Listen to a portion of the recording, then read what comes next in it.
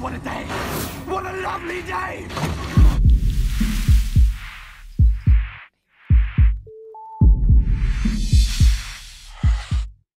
Welcome to Flat Earth Debate.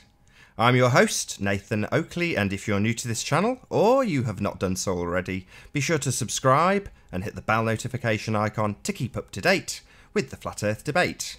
If you would like to support this channel, there is a super chat that runs alongside each of these shows while they're live, and a link in the info box below the video once it has rendered. But most importantly, if you would like to join the discussion, simply mute the page you are currently watching, then click the link in the info box below this video to join the panel and express your views on the shape of the Earth. If you do join, please don't swear. If you do, you'll be ejected, and if you are, please don't try to rejoin the stream using sock accounts. You'll be warmly welcome back on the next stream. Please also share the show. Sharing the show increases the live audience, of course, and this in turn increases the chances of a more diverse panel. So please share the show.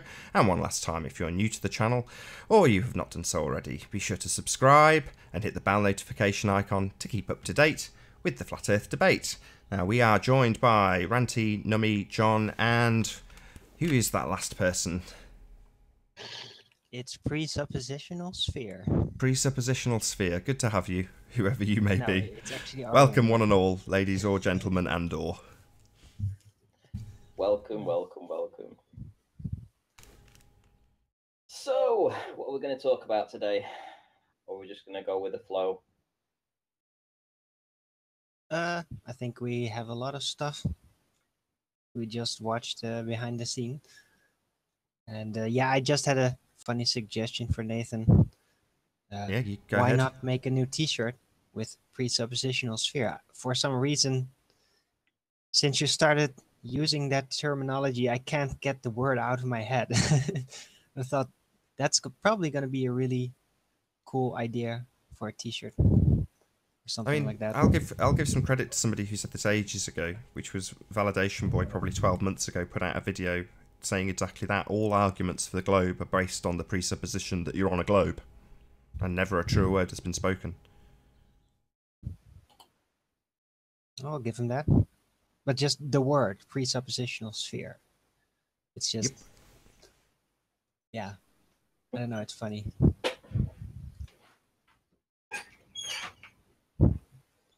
Normally have a little chit-chat about the weather. We all go, it's beautiful here, it's terrible here, it's lovely here. It is actually beautiful here, I'm not going to lie. It's absolutely fantastic. Gorgeous weather. Yeah, same here.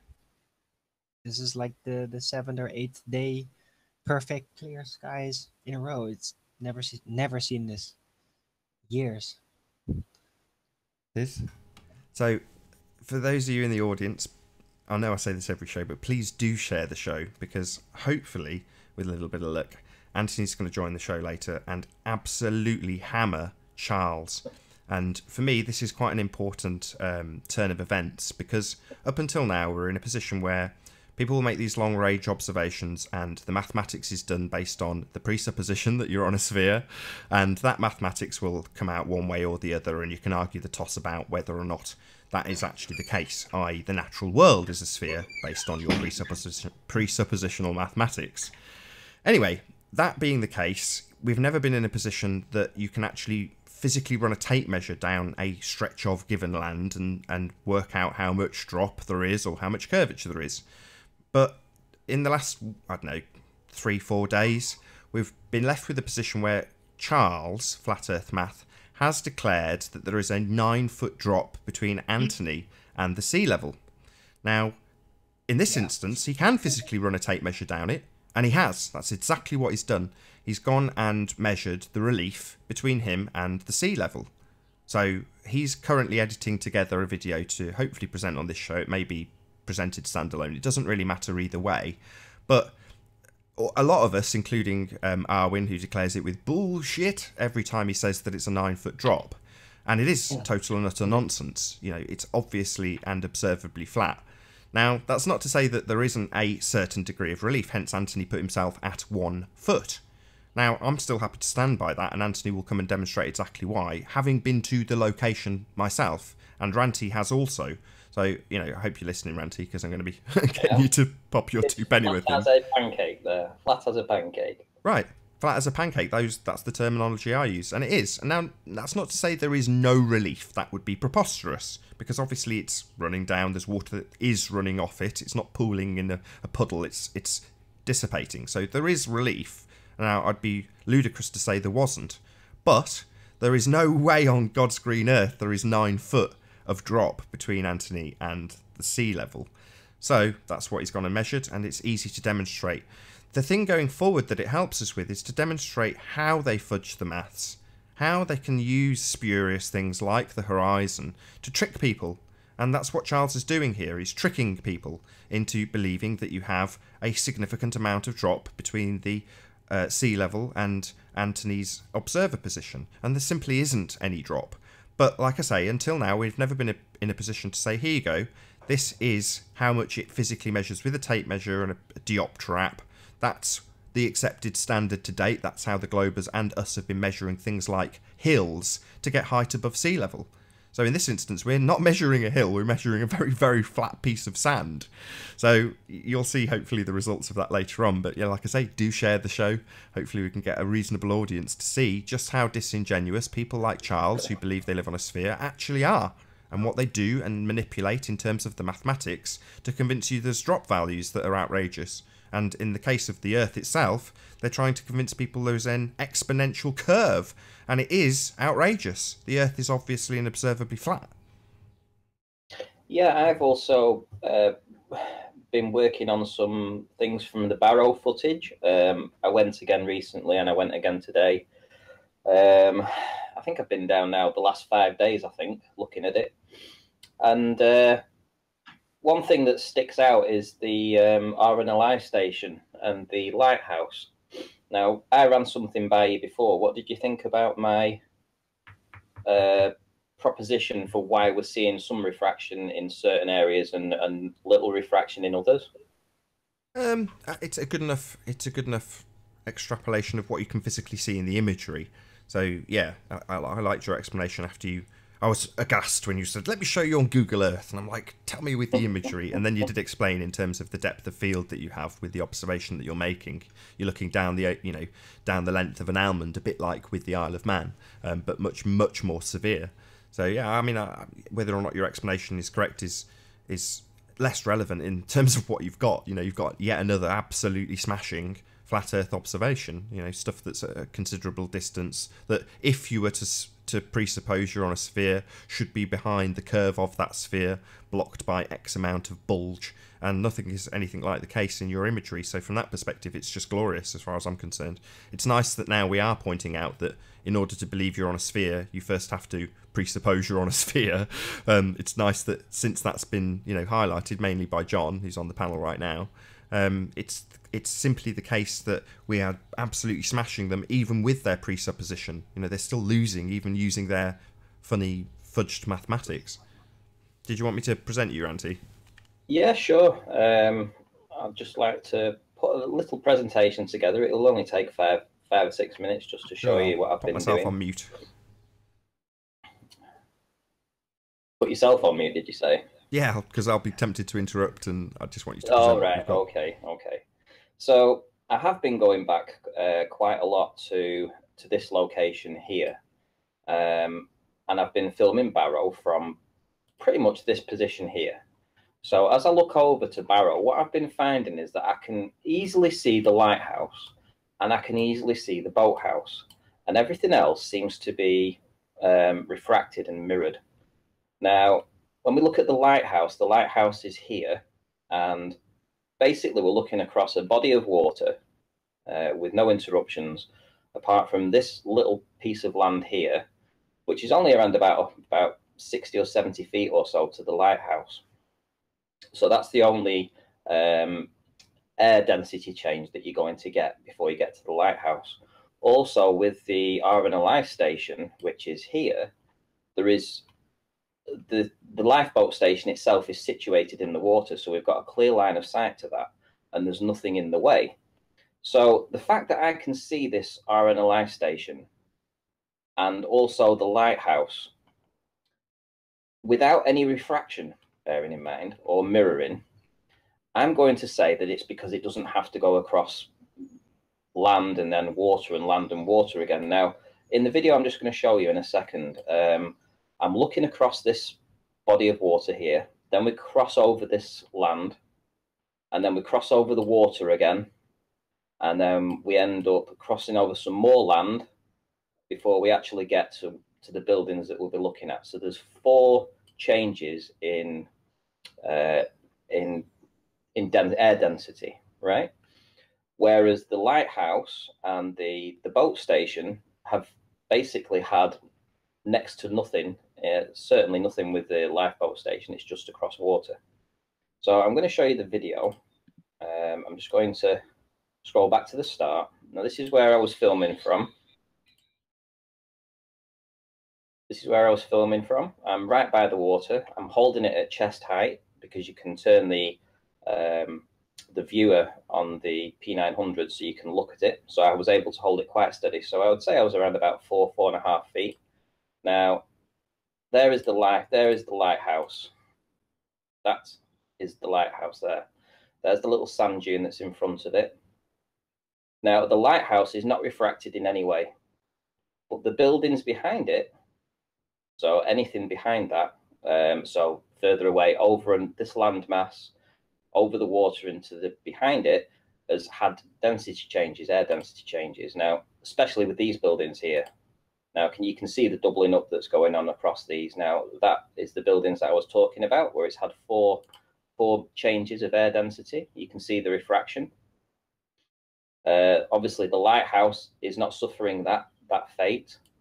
And when I pause it here, that is the RNLI boat station. So I'm looking just across water to that. It's not had any air density change. And we're actually seeing that RNLI station. There's the ramp that people walk along to get into it. And there's the slip road. There's the exit to the RNLI station. And I'll show you an image of that. Here we go. This is the RNLI station in Barrow. The curvature calcs say that this should be around about 90 feet behind the curve. But we're actually seeing the entranceway to where the boats come in and go out. Now, if you also look in the video, you'll see there's no refraction going on. It's not reflected on itself. There's no mirroring going on. But the things behind it are all distorted. And again, I'm going to suggest that it's simply because we have no air density change between ourselves and what we are looking at, especially in this image. So we have 2 focal points that are of interest. We also have the, we also have the lighthouse. I'm just trying to remember the name of it.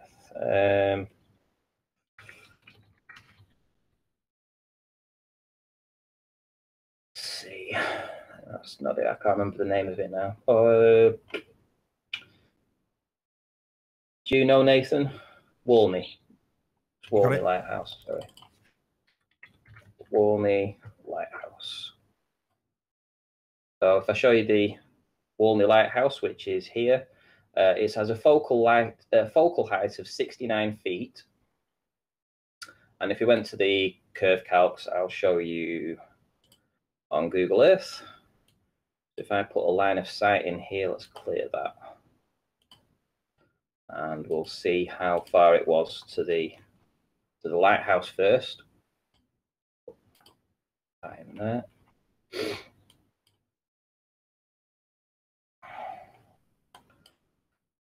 So just bear with me, my computer's running a bit slow at the minute.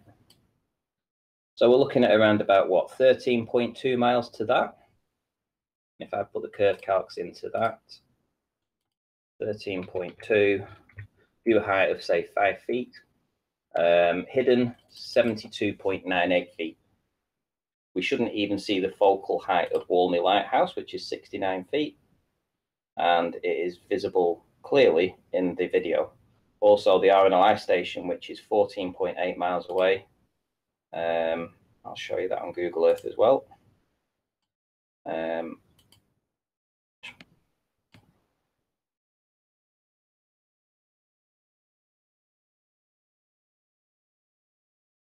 There we go. So yeah, 14.7 miles away.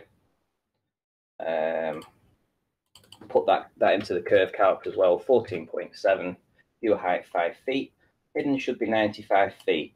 Now, we've seen the RNLI station. I'm going to suggest that that building itself is maybe 30, 35 feet tall.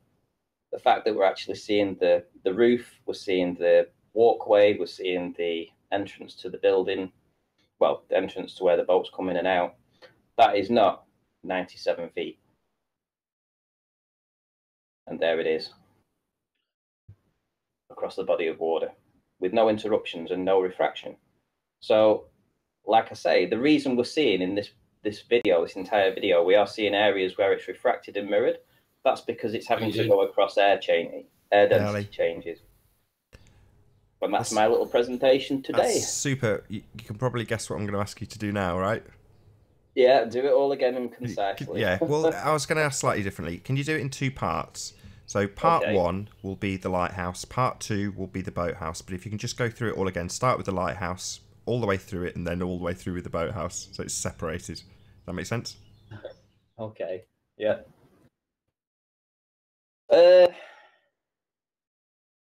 Okay, so here I am by the water. I'm holding the camera at chest height, so around about 4.5 to 5 feet above the water at this time.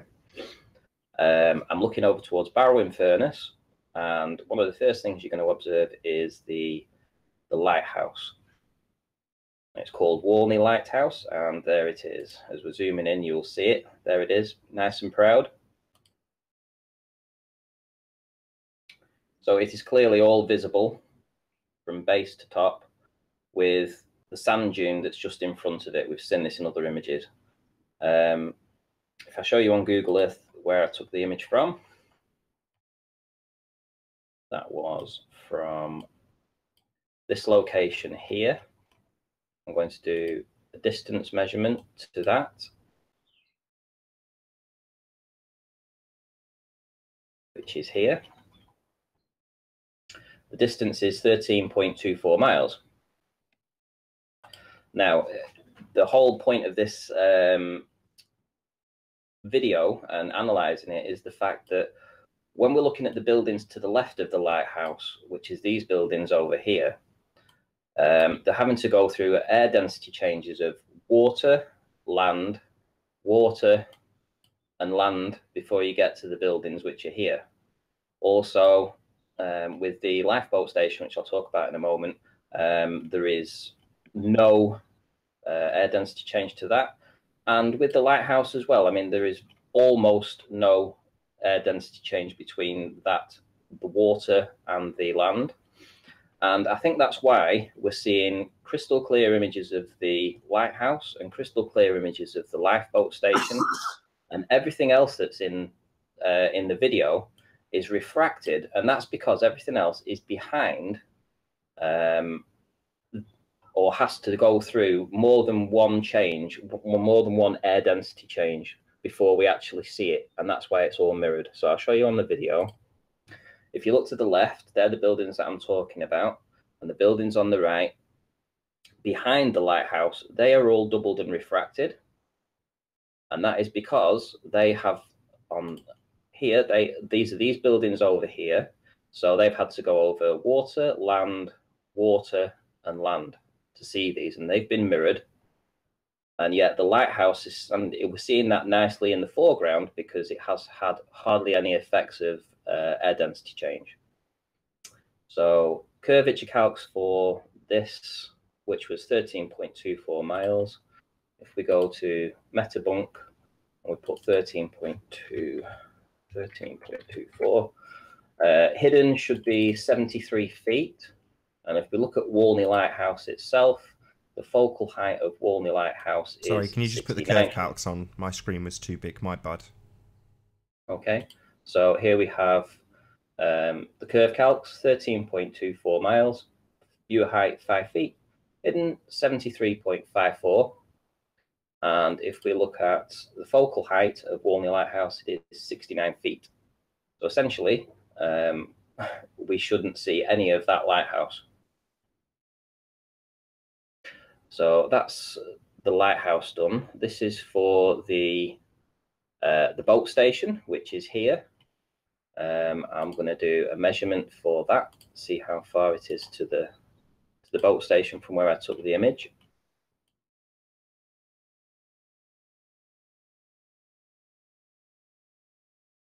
And the distance to that is 14.73 miles.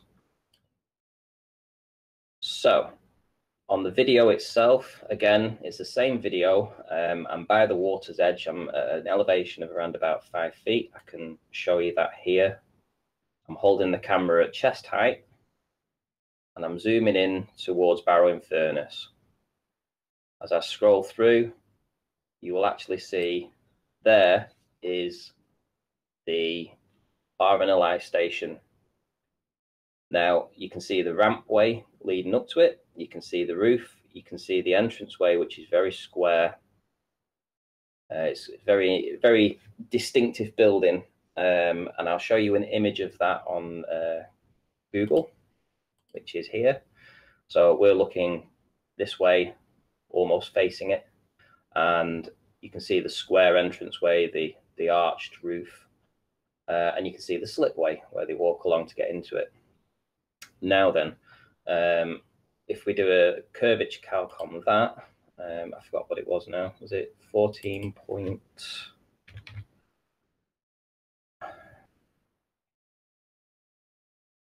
Properties, measurement, 14.7. So 14.7 miles. Viewer height 5 feet. Hidden should be 95 feet. Now, this is the RNLI station. It's my suggestion that this building is probably 35 feet high, probably no more. And we're seeing right down to the slipway. Now, again, there is nothing in my line of sight between this observational point here. It's just water all the way across to the RNLI station here.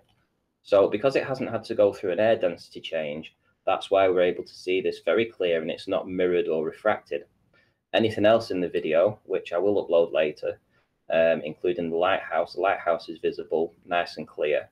But everything else, all these buildings behind it, the air density change has to go through water, land, especially over this side, it has to go through water, land before you even see these buildings. So that's why the video is very good, because you can see crystal clear images of the lighthouse and the boat station, because there's no air density change in either of them, but all the buildings behind are mirrored and refracted, and that's because they've had to go through this process. I'll just show you on the video what I mean as we zoom through. Here are the buildings in the background that have had to go over that. They've had to be changed 4 times. You can see the mirroring effect that's happening here. And we don't get that on the lighthouse, which is there. And we don't get it on the boat station, the RNLI station. And that's my presentation for that one. Can you do it all again? No. I'm only joking. That's absolutely awesome, Ranty. Thank you very much for sharing that with us. Okay. Very cool. Very cool. So yeah, honestly, that's what I think's happening. I think that as soon as it hits a landmass, the density changes. It changes everything, and it starts to mirror things.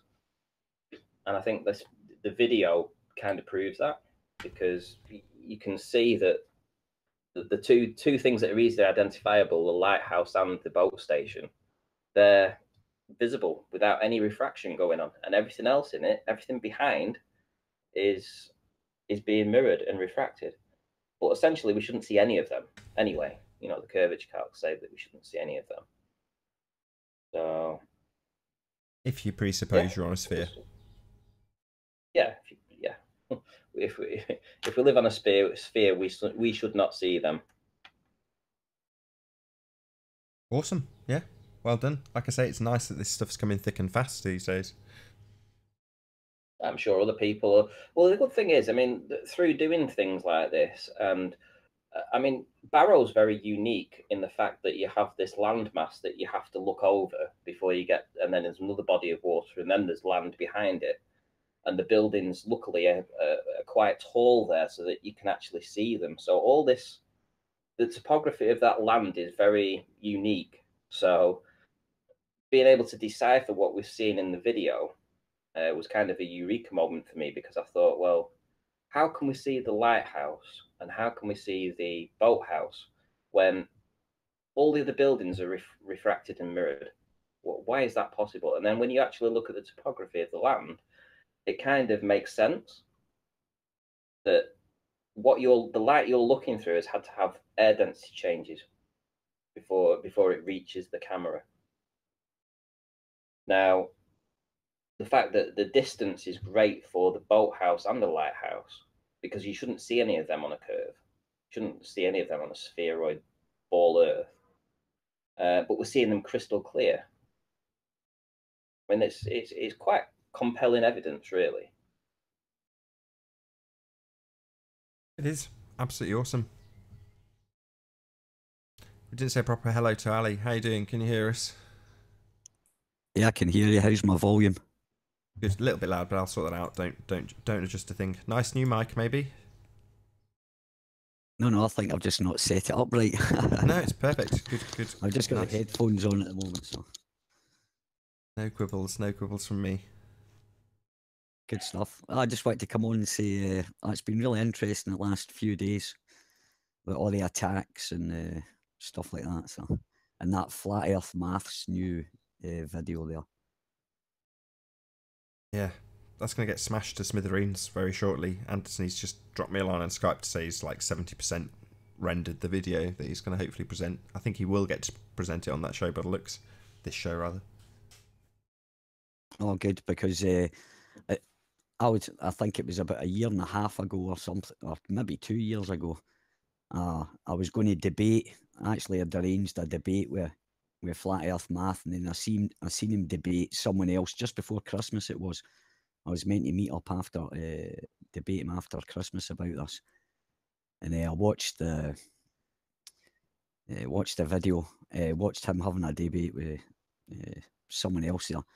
He's such a dishonest piece of rubbish. So as he keeps, he's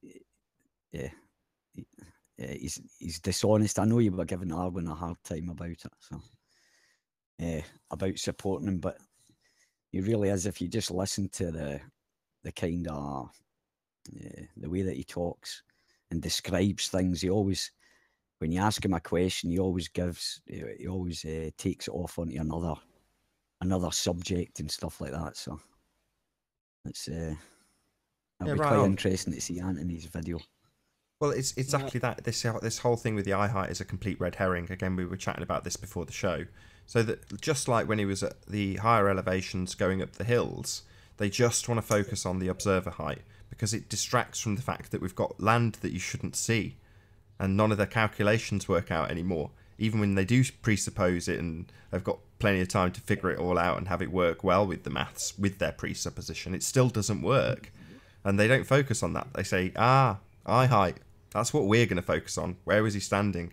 And in this case, it's like, it's so outrageous to say that there's 9 feet between him and that shoreline. It's absolutely outrageous.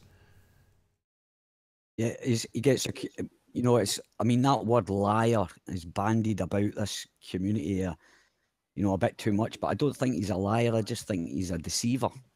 Simple as. He's not even, I don't know. He's not being very honest about it anyway. He's deceiving. He's not really lying, but he's deceiving people by saying that. That was ridiculous. I watched that video there, and then Anthony was right enough. He said, one of the quotes was, he said, "Oh, we can see some people in the water, and we need to find out their height, and we need to find out how old they are."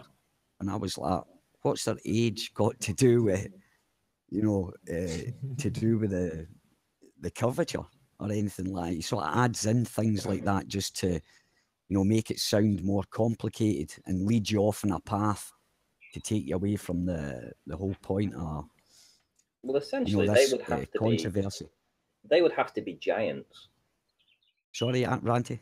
They would have to be giants splashing around in the water for it to make any kind of sense. It would have to be, 100-foot giants.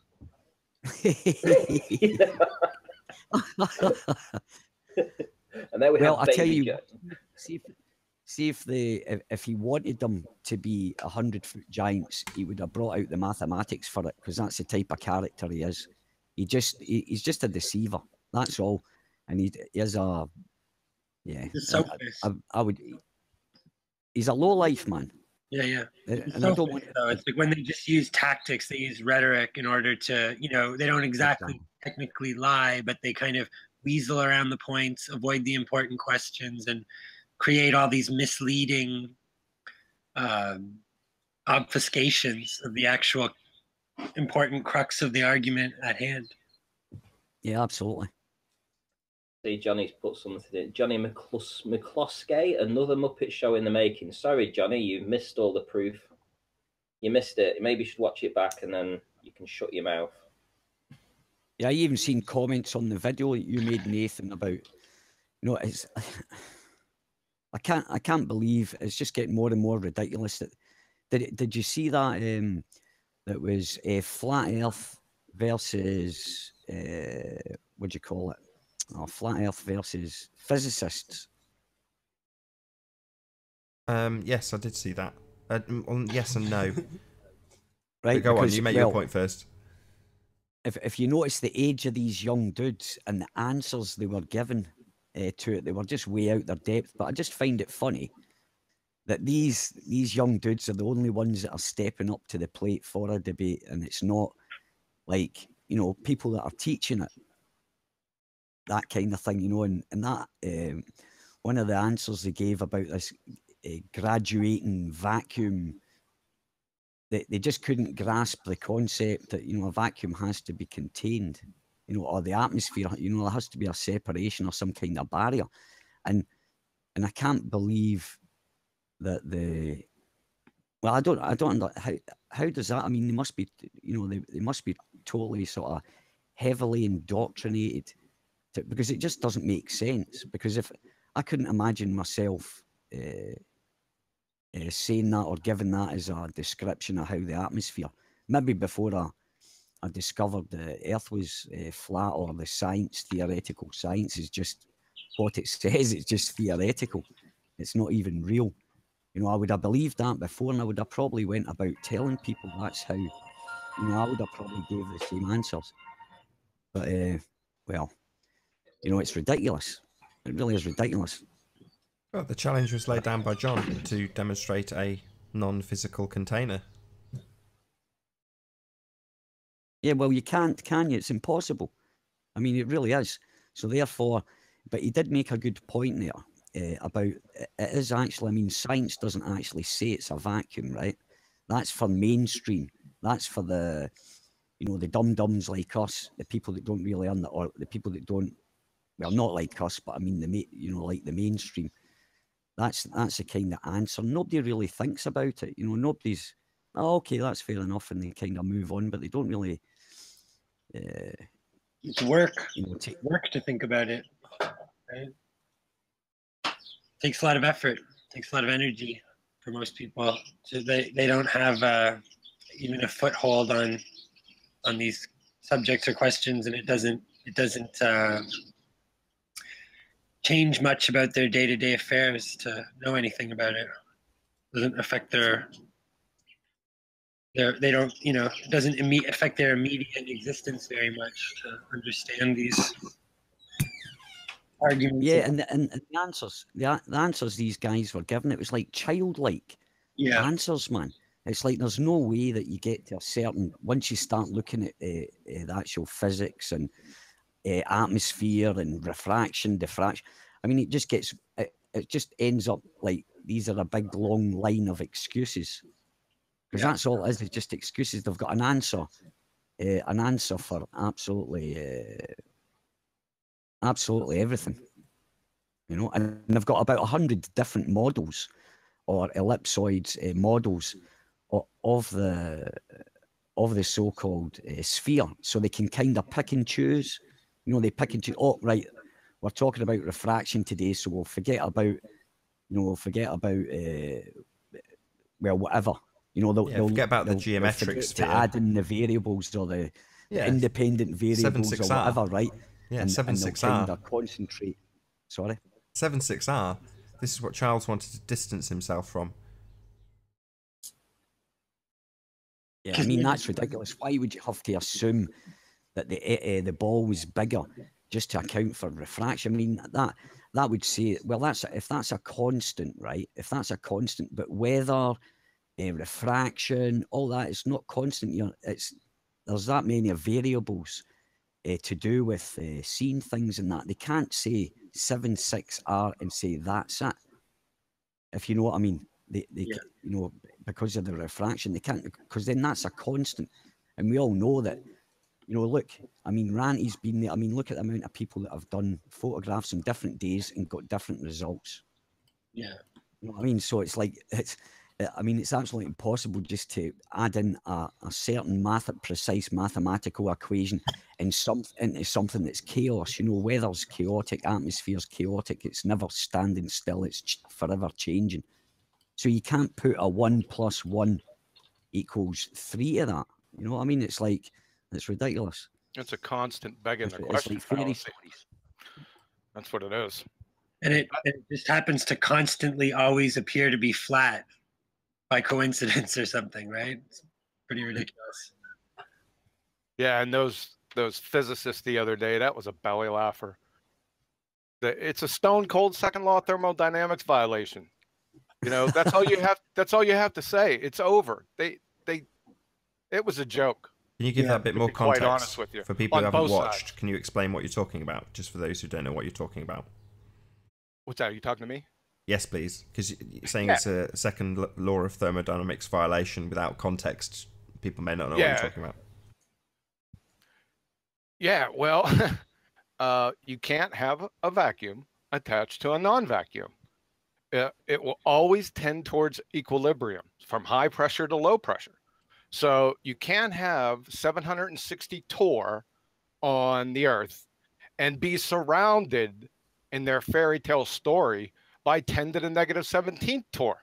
It's like having a tire pressure without the tire. So it's beyond preposterous. And I'd like to add to that even if, you know, even according to their own theory, the gradient, if there is a non-physical container, i.e. the bending of space-time, gravitation, that shouldn't the gradient of the atmosphere follow the inverse square law, which it doesn't. So it's not matching the so-called gravitational gradient, the, you know, supposed gravitational gradient anyway. So the theory doesn't even have the internal logic of the theory isn't even consistent with itself. well, gradients don't exist in perpetuity. Right. No, I'm just saying though that even like they're kind of like, you know, average gradient doesn't follow the inverse square law, which if there was a non-physical container like space-time bending, which is their mechanical explanation of gravity, then that would, you know, the atmosphere would, you'd expect would follow the gradient of gravity, right? Yeah, but gravity.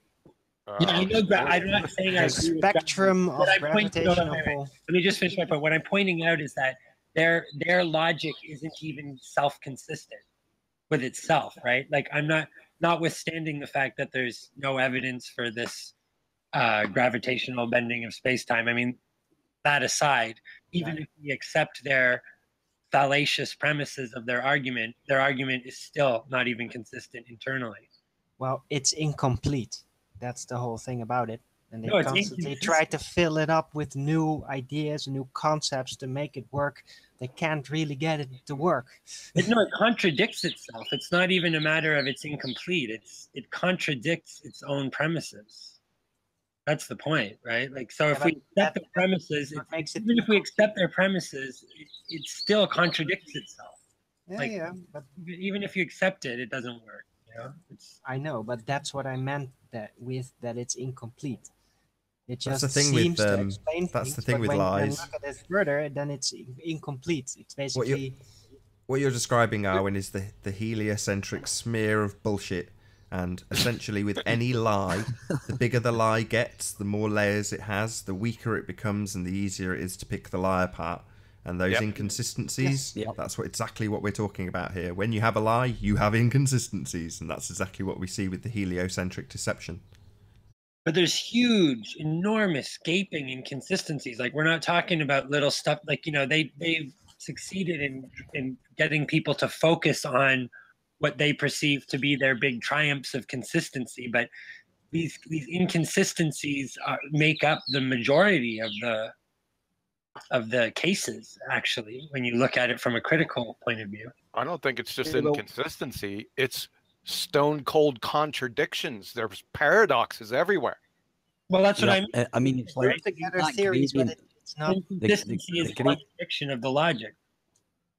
Yeah, but the gradient, as they say, just what you're saying there, Nummy, is the grade. It goes to the gradient. It gets lower and lower and lower, and then it just goes to nothing. The gradient stops. You know what I mean? It's like it stops, but that doesn't. Logically, that doesn't. No, but even if that, if you keep a constant even if that gradient, could if you work, keep a constant gradient, it'll even go if that from could infinity work, to then gas distribution pressure does not conform to that. Right. So the lower the gravity spectrum becomes, then the stronger the actual pull from the vacuum becomes. So it could It's not a never vacuum, last. Marvin. It Listen, can never stabilize. Yeah, This is the thing. Space is not a vacuum, right? It's not in science. They don't describe it as a vacuum in science. They say it's a lower pressure system. So it's a lower pressure. It's not a vacuum. It's not a complete vacuum.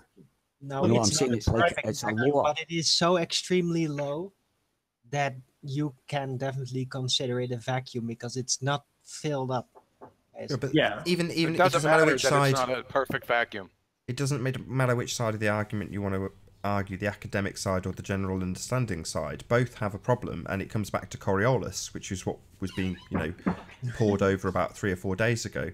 Which is to say that now you've got people like Charles that say, "Oh no, the Earth turning beneath the atmosphere doesn't affect a gun," while others will claim that it does. That the Coriolis effect is a thing on Earth, and you have 2 independent reference frames. Now we don't. But that necessity for a gradient going up and getting ever and ever thinner, if it's being pulled along with the Earth, then, it still doesn't make any sense. So they're screwed either way in that regard, as far as I can tell. Well, most don't even know what the Coriolis effect is. Well, they can debunk that. I mean, there's what do you call it? That program Null School. It debunks it, right? Because if you go up higher and higher up in the atmosphere, you can see in the northern hemisphere, there's winds are rotating anti-clockwise and they're rotating clockwise. So that stuff about saying there's Coriolis goes, storms rotate in one way or wind systems rotate in a vortex one way, and then that's a load of crap. If you go, as I say, if you go to that Null School and just go up the gradients or the heights, the atmospheric pressure, and you'll get to a point there when you can look and you'll see winds and hurricanes or whatever in the northern hemisphere rotating left, anti-clockwise, clockwise. You go to the south, it's the same. There is not such a thing as a that what they describe, or they give an example, or storms in the north go one way and storms go in the south the other way. It's a load of crap. That's not the Coriolis effect. A Coriolis effect is apparent deflections. Clouds don't apparently deflect. Nothing does. So no, I mean winds. I'm talking about the direction of the wind there, John. As I say, they talk about the winds, and as I say, if you go up, you got that Null School and look at the winds. I mean, there's winds up there that apparently it's going like 400 or 500 kilometers an hour, or 300 miles an hour, or 350 miles an hour up there. And they're going in different directions, if you know what I mean. Yeah, well, it depends on how high you go up, too. So, because you got the tropopause, you got different parts of the atmosphere that the winds are calmer than they are on the surface. So you have to be specific in what you're talking about. All right, well, there's a thing called the polar, I think it's a polar vortex or something like that. And what it does is right out on the outside of our atmosphere, it actually I think it's during the summer, it's at the South Pole. During the winter, it's at the North Pole. But I mean, it's traveling around at 400 odd kilometers an hour, man. You know what I mean? Just right on the edge of the atmosphere. So I just wondered what would be driving that. And I'm not buying, hot air going up and cold air going down, and that causes. I don't feel as if I can buy that story anymore. I think they just hide. I think they're hiding. I think they're hiding actually what's happening there, because of the fact is, if people actually knew that, you get people like us thinking, oh, well, that means that, and that, or you understand, we'd understand it a lot more better and realise that they're not telling us what space is. And I think that's what they're hiding. You know, we know the Earth's flat, but I think that's just an excuse to steal money off the public. I don't think people are appreciating this. Hey, Nathan, share my screen for a second. Yeah. Tell me when you can see this. Yeah, I got it. Okay, you see this little dot right here? Let's say this is the Earth. What they're saying here is that there's 760 torr of pressure on this little dot, and then all around here is 10 to the negative 17 torr. This is preposterous, right? This is a tire. You have tire pressure without the tire, essentially, but exponential magnitudes more. I mean, this is just, I don't even know what to say to this. This is mind-numbing absurdity. I don't think that does it justice. All right, I'm good. Yeah, but they say it with a straight face. Completely preposterous idea. Makes no sense at all. Most idiotic thing that they've ever had us believe. You know, we should be embarrassed, as you know, the human race should be embarrassed that we ever even entertained such a ridiculous fantasy. It's completely insane. I agree. What's torr? Sorry to interrupt. What's torr? It's a measurement of air pressure. T-O-R? T-O-R, yeah. T-O-R-R. Or T-O-R-R. Yeah, and I think that I don't think we should have such a go at ourselves for buying into this or being embarrassed about it, because you've got to remember we've been blasted, or everybody, the whole population of the world, or in the West anyway, with education, we've been indoctrinated to believe it. So, you know, we have to understand that, you know, I mean, these guys are experts in changing people's opinions and beliefs, or, you know, well, at least we got away from it, right? I'm just saying that, you know, yeah, we don't really have to be embarrassed because we're all kind of in it together and we all got fooled together. So none of us individually look too bad. But really, it's just when we've been sold a bill of goods that, you know, when intelligent people apply their critical thinking skills and discernment to this, it should be obvious that, yeah, you're not going to be able to have a giant negative, whatever it is, torr vacuum next to a, you know, basically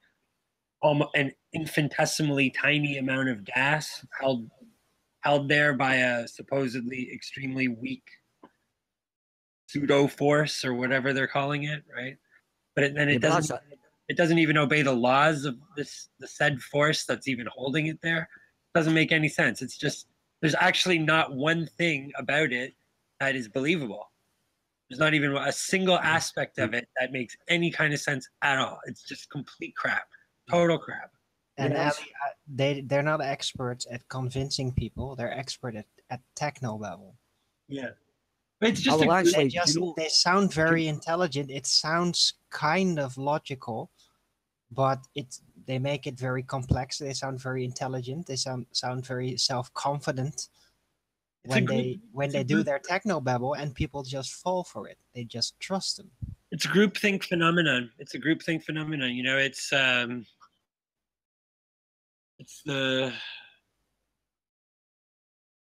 religion.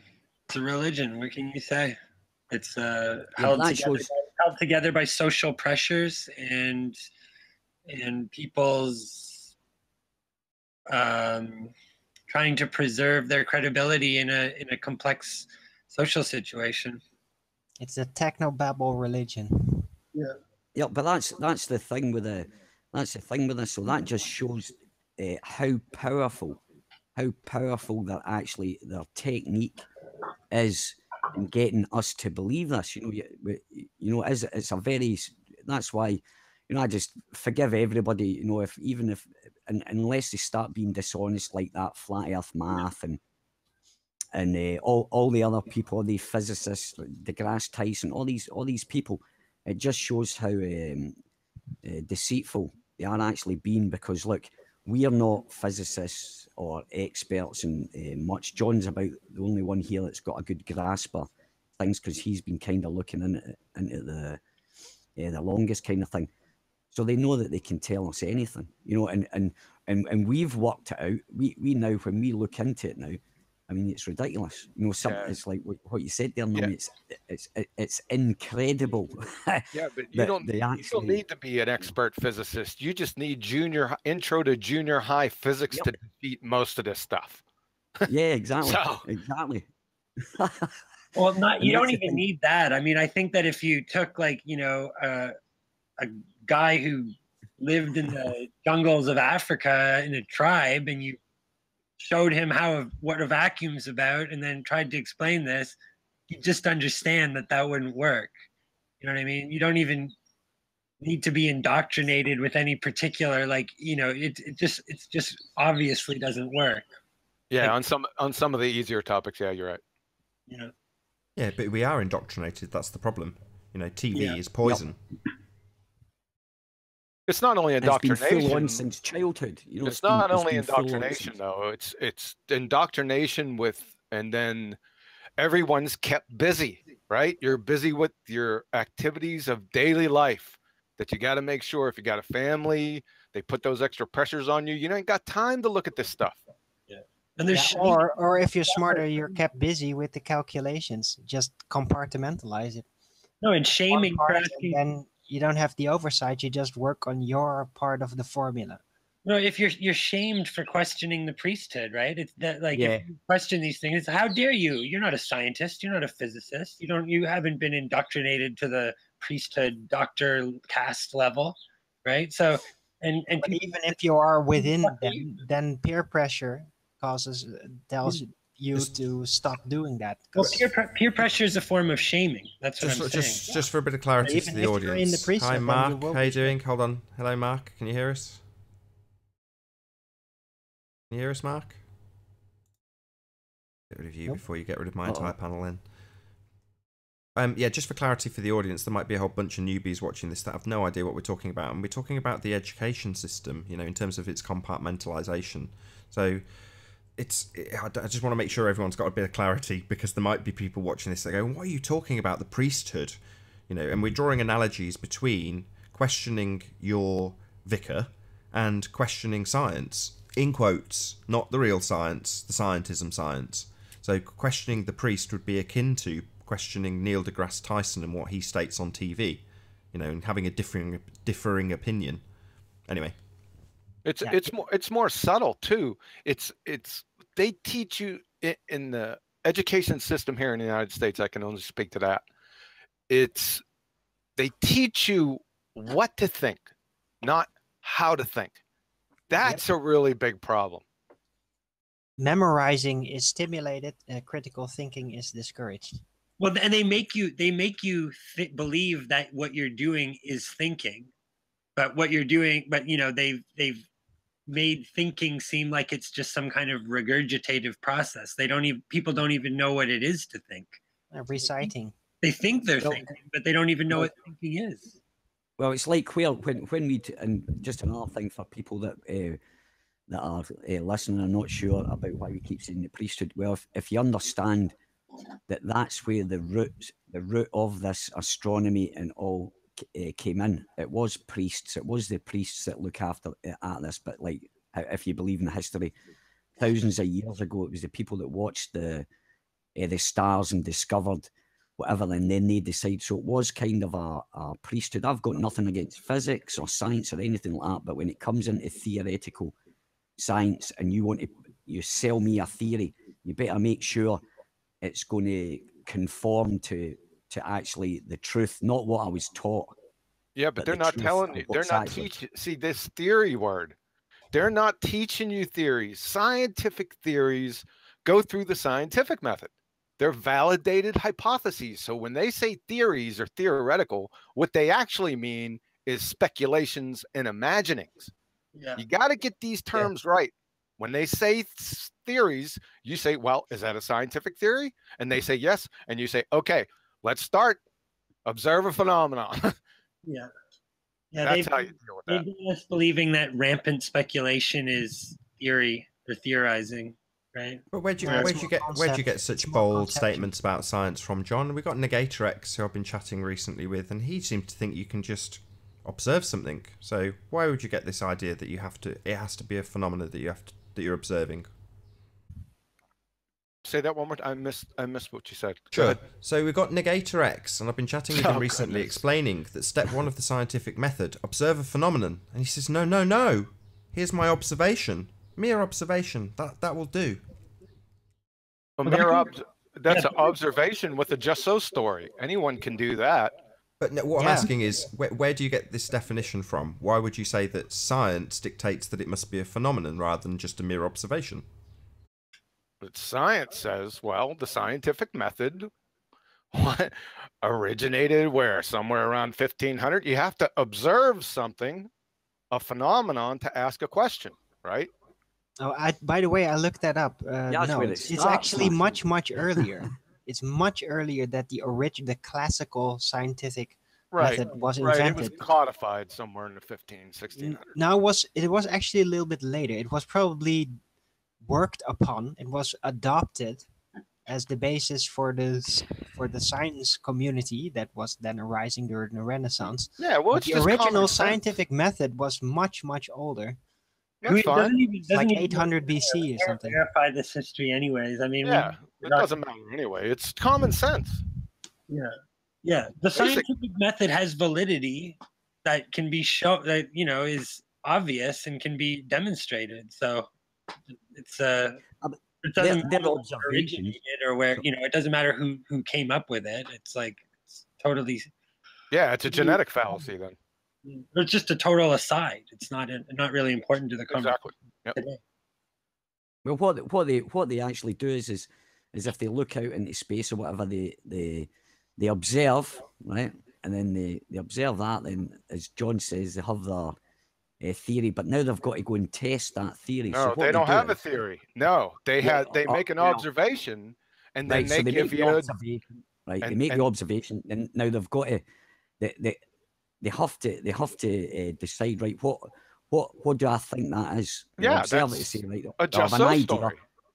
But what they'll do, yeah, I know exactly. But what they do then is then they take their observation and then they bring it down into here or into a laboratory or whatever, or put it onto a computer or type it in. But then what they do is they do that. But right. that's But listen, let me finish. All right. Good. But then what they do is then what they do is they pick and choose what the variables like. So they'll take the phenomenon and say, oh, that star is twinkling.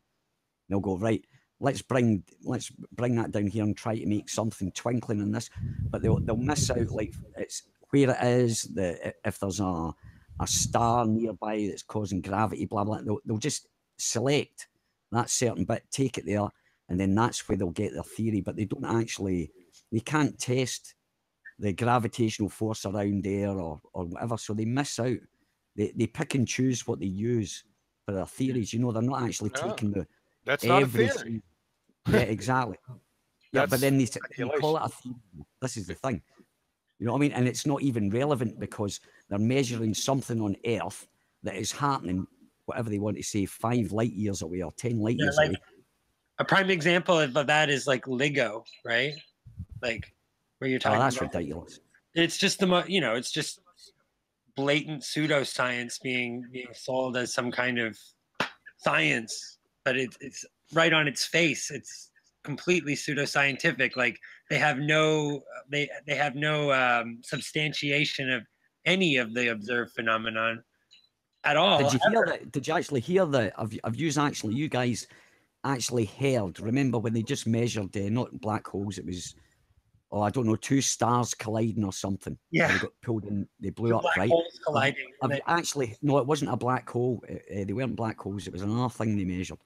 Oh, not Have you like actually heard that? You should type that in and hear. You should actually hear what that sounds like, that noise that they picked up. It Yeah. is ridiculous, man. But you know what's funny is that there's no Hubble telescope at all. And Just before you get back into the Hubble, I don't want the audience to miss this, so I'm going to do a very quick link. So hold that thought for a moment, Nami, on the Hubble telescope. But yeah, hope you're all enjoying the debate thus far. If you're new to the channel, be sure to subscribe and hit the bell notification icon to keep up to date with the Flat Earth debate. If you would like to support this channel, there is a super chat that runs alongside the show while it's live, and a link in the info box below the video once it's rendered. But most importantly, if you would like to join the discussion, simply mute the page you are currently watching, then click the link in the info box below this video to join the panel and express your views on the shape of the Earth. If you do join, please don't swear. If you do, you'll be ejected, and if you are, please don't try to rejoin the stream using sock accounts. You'll be warmly welcome back on the next stream. Please also share the show. Massive thanks to all who've done so already. Sharing the show increases the live audience, of course, and this in turn increases the chances of a more diverse panel. So please share the show. And one last time, if you're new to the channel or you have not done so already, be sure to subscribe and hit the bell notification icon to keep up to date with the Flat Earth debate. As I say, there is approximately an hour left on this live stream. Is Anthony almost ready with Mark Taylor just joined. We got some competition. Good to have you, Mark. I did spot you while I was doing my link. Good to have you. Yeah, what's up, Nathan? Sky, moon, stars, usual stuff. I just heard all you intellectual giants on the panel, so I thought I'd come and join you. Oh, wonderful. What do you have to say for yourself, Mark? I don't know, it's lots really. Any proof of curvature? Apart from John, can you any of you name any experiments you've done, science experiments to do with physics? No, I'm not a scientist. I'm a YouTuber. I make videos. Do you do scientific experiments, Mark? I haven't got the answer from the rest of the people yet. Sorry, I'm just asking you the same question. Have you done any experiments to do with physics? I just said no. No, I'm a YouTuber. I'm just asking you the same question back now, so I've answered you no. What's your answer? Have you done any scientific experiments, Mark? What? So you're the panel now, are you? Sorry, are you saying I can't ask you a question? Well, no, but I'm asking the panel questions. I'm willing to answer questions, but I'm asking the panel. If you're not going to let me ask questions, then what's the point of even having a debate? Well, I'm answering. Now I'm asking you for your answer, and then if anyone else wants to offer their answer, I'm sure they'll be willing. No, because I don't believe that the physicists are telling me stuff that's wrong, see? But you do. So is that a no, you haven't done any experiments, Mark? No. Okay. I never claimed I have. I don't go on YouTube and tell people that the physicists are wrong and then claim I have some special knowledge that they don't. But you apparently do. And well, we just demonstrate it and put it up for debate, Mark. What makes you think you're better than scientists? I see. Well, we put it up for debate, Mark. Yeah, that's what I've come here for. So, Nami, can you tell me what experiments you've done, please? Science experiments, physics? Well, in my first year of university, when I took some biology, I did some experiments with comparing. I'm trying to remember what this was, but it was basically like experiments about how mold cultures propagate. So nothing to do with the globe, then. Nothing to do with the sphere. Nothing to do with nothing physics. to do with the globe or the sphere, but we did learn how to apply the scientific method. Right, but you haven't done it, have you? You haven't applied the scientific method because you just admitted you haven't done no experiments. No, I've applied the scientific method where it's possible to do Well, to other people. You asked if I'd done an experiment. I'm being honest with you and telling you yes. Yeah, I know. You just admitted that you haven't done no experiments since university. Well, what experiment are you talking about that I could do? Well, any experiment. Okay, so what experiment could I do to test the shape? Well, you could build a vacuum chamber and test gravity. Yeah, I can just observe other people's experiments, right? So you just observe other people's. Yeah, I can. I can observe other experiments, or so you observe other people's experiments, and when they don't agree with you, you say that's wrong, but you've got no credentials or no ability to say that, have you? Really? No, I do have credentials and ability to say that. So why don't you falsify gravity then? If you say gravity's fake, like all you flat earthers do, there's nothing to falsify. Well, hold on. No, that's a fair point, Mark. Fall at 9.8 meters per second. Mark, No, that's that's fair enough true. point. Hold on a It's the second. general Hold on, effect- no. don't all pounce Mark, on him. general- Hold no, on, hold general- on, Nummy. Right, so Mark feels that experiments apply, and he feels that gravity is an observed phenomenon. Is that correct, Mark? Yes. Excellent. Is John still on the panel? Can you bring up your Word document? Let's get this down on paper. Get what down on paper? Excellent. Check it out. Look, we're all lined up ready for you, Mark. Oh, we're still waiting for Timmy, but we could just go on from that one. All right, observe phenomenon. Go Yeah, ahead. all right, John. Get up your paper on theories. I like that bit that you had the other day. I quite like that bit. The scientific theories. Can you get that up for me, please? No, let's not change the subject just yet. We'll get to that here in a second. It's still to do with it's the theory of gravity, isn't it? So if you can get the scientific theory, what it means, and your little presentation you did the other day on the scientific theory, if you could do that, then that'll lead into the gravity. This Well, is your that'll lead into presentation, it. Mark. This is Yeah. you. You're on the spot, Mark. You're the one who's brought up gravity, my friend. So let's see your observed phenomenon. What exactly are we observing? I'm not going into them silly little games, Nathan. I'm not This a is science, scientist. Mark. This is I'm not a science. scientist. Don't bring it up. Oh, Mark, All right, are we? Nathan, can you Oh, show this me- is can you going to show be me pretty anywhere? sad. You've been on the panel about 5 minutes. Do we already get to the point where we can call you a literal science denier? This is pretty sad, Mark. The rest of the globe has lasted much A longer literal than you. science denier. Well, this is science. Look on screen, my friend. This is science. How am What I we're a literal doing. science denier, You said mate? gravity. Now let's science. Ready? Let's go. Let's go. Right. Show me anywhere that the scientific method is described the way you describe it, Nathan. No, that's a crappy old technique that's been well and truly worn out by the other globers who preceded you, I'm afraid, Mark. Sad that this may sound. You're not going to get to dissect and rearrange what the scientific method is, my friend. That's not going to happen here. Well, show me All it then. we If need it's- to if know, it's- don't need to interrupt. No need to interrupt. All we need to know from you is what your If- if- observed if phenomena if is. it's That's what you step say it is, one. Nathan, you should be Don't easy- interrupt, Mark. We just need to know. Very simple, very calm. Step one. This is science. Let's do it together. We can Well, show have it fun to with me then. this. Show it to Science me. can I'm be not going to fun. believe what you Hey, tell me. Let John show it. me the Hey, scientific method. Mark, shut up. John, Let it's John on- show it. Hey, why don't you No, show not it? from John. Not from John. Shut up, Mark. From other sources. shut up. From other sources. Shut Shouldn't up. be hard for you to do, should it? You know where Rochester is, Mark? Just calm down. Do you know where Rochester is? Can you Well, just share- show. Wait, so you Hold can't on, show let's me just then. get an I've got- answer this from is Mark. someone called John. Mark, That's- take a That's breath. proof- You've that's seemed proof he's very got no triggered, credentials in Mark. science. You seem That's very proof he's triggered, got no Mark. Try to credentials in calm science. down. Try to So- calm down. Take a breath. I'm calm, Nathan. I'm calm. Do you as know anything. where Rochester is, Mark? Well, it depends. Rochester in Kent. Yep. Or Rochester in Kent. Rochester, yeah. Do you know where Rochester is? What, in Kent? You've asked me that. Think I've said that- yes. Do you have a stutter? Well, there's a Rochester in the USSR as well. Rochester, So New what York. Rochester would we be talking about? No, he's talking about Rochester, New York, though. Oh, is he? My bad. That was going to be a crap example. That's now, true, right? now I the think that's- now the mood has Take lightened, that Mark. size 11 out of your mouth.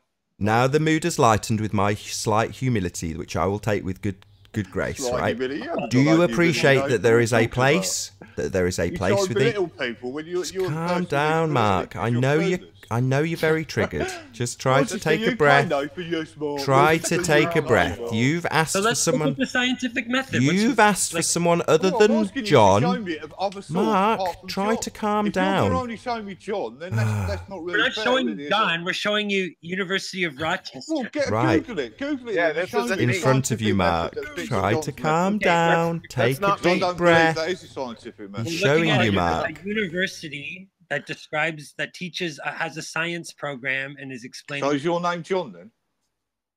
This guy's a troll. Just boots his. No, it's Well, all right. he's We'll take control. him. We'll take this He dumbass doesn't through it believe very order. slowly. You have His no- no, you objection. have- I'll just clarify Mark's objection for the audience. Mark's objection is that the scientific method that we are using has come from John. Now we are showing him that it's come from the University of Rochester, and he's talking over You're it. showing me a page with John's writing all over it. Showing me something on Google, or showing me a definition of a scientific method. Okay, there's a link Or there, show me John. Do two you want or to just three click it for him? definitions of the scientific method. There's only one scientific method. That's why it's method, not methods. Method.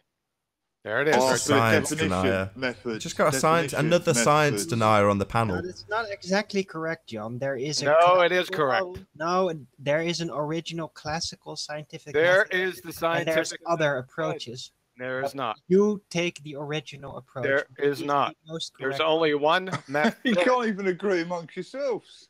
That's because Arwen has oppositional defiance disorder. No, I actually looked it up. Yeah, he's got you Yeah, there. Right? no, oppositional defiance disorder makes me. Let's not get actually want to sidetracked. seek out Hold the on, doctor, Arwen. but I For the didn't love look of it God, up. Arwen. Right, we're trying to show Mark that the scientific method is what we will eventually, if he obfuscates long enough, what we have to apply to his gravity claim. Hopefully, he'll understand that we're not making up a scientific method. There is a scientific method. Now we're hoping to apply it to gravity. So, Mark. Okay, and Step you're one. accusing John that's not. You're saying that that's not really from the University of Rochester, the page he's. No, I'm saying I don't recognise his definition of the scientific method. Okay, well I'm here. not saying that he's leading off It's all right. No. It's all I good. do Nummy, not at this recognise point, his we have got a literal science denier on the panel. Well, Another, I'm just saying, here's a yet link to another the- globe head science denier, Well, look, Mark. I should Pathetic. be at home then, shouldn't I? Because you're all literal science, aren't you? Yeah, you're a science denier. Sad. Well, Sad. so are you, Nathan. So you should welcome me with open arms. Not then. at all, my friend.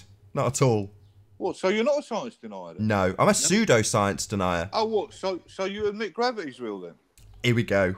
Back on track. Thank you, Mark. Excellent Well, segue. that fits the Gravity. scientific method. So You- what the is... scientific- Mark, try to close your mouth, open your ears, and listen. What is your observed phenomena? John, it's a scientific theory based on facts. What facts? I'm asking John. Your name's not John. No, I'll talk to you in a minute if you can just My bear name- with me. I'll talk to you in a minute. That's a good one. A scientific theory is a hypothesis or a group of hypotheses that have been confirmed by experiment.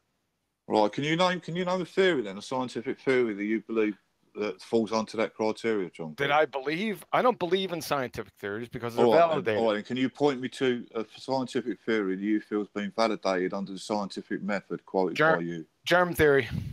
Germ theory, right. So what about all the other theories? Really? What about evolution theory? No, they don't That's believe not that, a scientific theory. no. Right. What about gravity? That's not a scientific theory either. Right. So the theories you like, you accept. But the No, theories you that's don't not a like, scientific you just theory. Ignore. We're going to Well, show it it is, right because now. It is because it Mark, falls under the Mark, let me just category. interrupt. So John gave you a definition, but you talked all over it. He said that a scientific theory is backed by experiment. I just read it too. Backed by Yeah, there's been experiment. loads of experiments done on the gravity, Nathan. Excellent, excellent. We're at Really? experimental stage, Go Mark. So tell us, tell us Tell you It's gotta what. be the same old, what your same old. experiment is. Maybe start with your hypothesis. I'm waiting for John to put up the scientific theory so we can all clarify what Scientific theory? I just What are you told you talking what it about? was. Well, no, can you get it up on the screen? You know, little presentation. Scientific no, if you theory? can share it for the rest of the retards in the I just- audience. I just told you what it was. Why do I need to show Well, it? can you? Well, why not? You want to show everything else on the screen? Why won't you show that? Show everything else. I didn't Well, show yeah, it. you've got your screen up now with your little Yeah, bullet scientific points and methods your- on it. We're I didn't waiting show for any your either. observed phenomena when it comes to gravity, Mark. So can you show your scientific theory definition, please? Because I like that presentation the other day, John. If you could do that for us, please. Give me a shout when you're ready. What are you talking about? We're waiting for you, who has claimed gravity is something, You to just take made us a claim, through. dude. What Oh, about- so John's not doing a presentation now. No, then, I you've thought come he was along and doing a asserted presentation. this word called Presentation, He was gravity. showing you the scientific method. Yeah. Right, yeah, and I'm asking him to show me the scientific theory. No, The you one he made done a the other claim day. now. No, we So want you denying you've got a presentation with the scientific I'm theory. calling you an outright science denier, Mark. It's pretty sad that we've got to this stage so quickly with you, but we're just on to Pretty sad. obfuscation What, now. John won't, all John you're won't doing present now his is evidence of the obfuscating scientific because theory. you... Yeah, No, pretty sad, really. your evidence of gravity. Considering he says that he's he's supposed No, to be involved no, in wait a science. second. No, wait a second. Let's make a deal. If I show you what I just told you, will you then start with the natural phenomena observed with gravity? Well, no, I want you to show me Oh, then no deal. the definition No of deal. scientific theory. John. No deal, science denier. No What, this deal. clowning. This guy's such a clown. Just a No, clown. the clown. Randy's Another talking pretender to you, clown. bro. I Science don't know why he's denier, calling you a clown. globehead, I- idiot. I'm talking I mean- to you, Taylor. I mean, I know you're a bit stupid, Mummy, but I didn't Filthy realise little he was rat. calling you a clown. Hey, wicked, filthy right on cue, onto the ad homs from the science denying globehead retard. Why Love don't you it. why don't you call me again? In the night. Why don't you ring me? Randy. Ooh, Randy. So can I kick him You now, little Nathan? stalking little homo. Yeah, he's got nothing to offer. It's just a science denier, like all Okay. of them, Bye. just with less to offer in terms of intellect. Can I ask you a question there, Mark? Would that be okay? Right. Mark? So you I still there? actually looked up. Yeah, I kicked him. Okay. He Just was on to ad just going homs. to There's no yell point in over being here people. if he's just going to ad hom the crap out of us after losing an argument. So I kind of I'm gonna compete here for a moment. I did look it up on Wikipedia. Now that on its own is not, of course, a very reliable source, but the scientific What are you method doing? described within Wikipedia is Oh, based according goodness. to what it says on the Oxford Dictionary. So I take it that you find the Oxford University is kind of reliable, right? John is also reliable. I'm or would sorry. you What are you disagree? What are you talking about?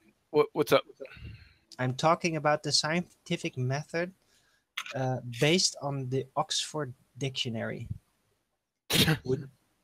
Because it describes roughly the same system as you do, only it basically words things slightly different and seems to be describing things a little bit more flexible. Yeah. So Do you know what? you can, I'm presenting Do you it know what'd right be a now. good and thing? You can see it. Do you know what would be a good thing to ask? Is ask them their definition. That's what I wanted to ask Mark before he went off. I was going to ask him, well, what is I your don't think definition? he has the intelligence to get into that kind No, of they're not detail. willing to. No. willing to Listen, come no up with a need to definition. say that. But the point was, as I was saying, we should be asking them what the I'm here. definition. This is unorthodox. Hello. Good to have So you. Melissa's back. Hey, Melissa. All right, but we should be asking them what the scientific method is, not up on Wikipedia or anything like that. Ask the people that No, are. but Wikipedia is just the first click, but it Yeah, cites I'm saying get the the point. Oxford Is ask Dictionary, and them. I think the Oxford You should be Dictionary should be asking. reliable. Go, Considering Let's well, go ahead. ask them. Go ahead. Let him read it. I can't see it, Arwen. It's too small, man. But before, can we come back to this? Because we've now got an actual globe head on the panel who feels he has proof of the non-physical container that John had challenged somebody to come up with. So I'm well up for hearing what Unorthodox has got to say about this subject. Unorthodox? You mean the guy who deleted his video when I commented on it? That's the Are one. we talking? Yeah. Jeez. No, yeah, I'm sorry that I'm honest, and if there's a mistake, I'd like to adjust it. My bad. Well, Should well, I try why- to be honest? Well, why did you delete your whole video? I didn't delete the whole video. I privated it Yeah, until you it got did. fixed. There was one error in the video, so One it error? adjusted. Like I said, I'm being honest. So I admit there's an error. and One it needs to be error? corrected. You I've sure got about the one? error if you want to go through it. Yeah, But, oh yeah. No, I want you to put my post on. Let's look at my post and see how many one errors you had. the independent and The dependent error was variables making the switch, video. but I don't think I'll be able to get through that because you guys will prevent me from doing that. So I'd like to. So you Oh, can it's tell all the right. future. We can get Hold there, on a but second, I guys. Can I guarantee say you hello to Nathan Billy? won't- Hello. Guys, Hold guys, on. bet you Hold on. Can I anything. just I say bet you hello my to bank Billy, account, our new Nathan will guest? prevent Hold me on. from Hold on. explaining. Hold on. Hello, Billy. Can you hear us? I'm holding. Give Melissa his space to air this out. Let's not jump all over him. Hello? I think I'm we're still here. here. We lost a couple of panel members because it took too long to say hello to that guest, so he's took out a few panel members, unfortunately. But I'll see if I can get a few of them back. No, we're gonna let you air yourself out here. Nobody's gonna stop you. I want to talk about a presentation that Quantum Eraser did about this fallacy that you can't have air pressure without a container. And I spoke with you about this yesterday at the end of the panel. Yeah. So in your presentation, Fallacy. yeah, in your presentation, outta it here. states that air pressure is defined as force over an area. That right there debunks your entire presentation. No, it's Force over an area. It's not a What? volumetric measurement. What? So the definition itself tells you that you're misunderstanding it. Oh, really? Let's go to the definition then. That's a chemistry definition. Do people do It's a chemistry? chemistry That definition. relates. That's from chemistry, right? That's what it said in your presentation. That relates air pressure to chemistry. People don't It do chemistry on the open doesn't- table. They don't doesn't do it on matter. dirt. They don't do it in the open air. People do Chemistry chemistry in containers. definition. Do people do chemistry in containers, or do they do it on the floor? what The is that? pressure of a gas is a Do it. force The gas exerts on the walls of its The container. pressure of a force is force per meter squared. Force per area squared. Kinetic molecular theory explanation of Boyle's gas law.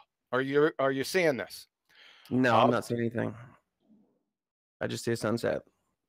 So my screen sharing. Yeah, you are. Just click on his locally. click on where it says John at the bottom there. You see where all of our squares where everyone's name. Yeah, I see it. Click on John's one, and then you're gonna see his screen. Oh, you took out the part about force per areas. Oh, that's nice. It's force on a unit area. The unit area is the container. No, a container is a volume. Container right here. The wall. That's a chemistry reference. People do chemistry in containers. Do they not?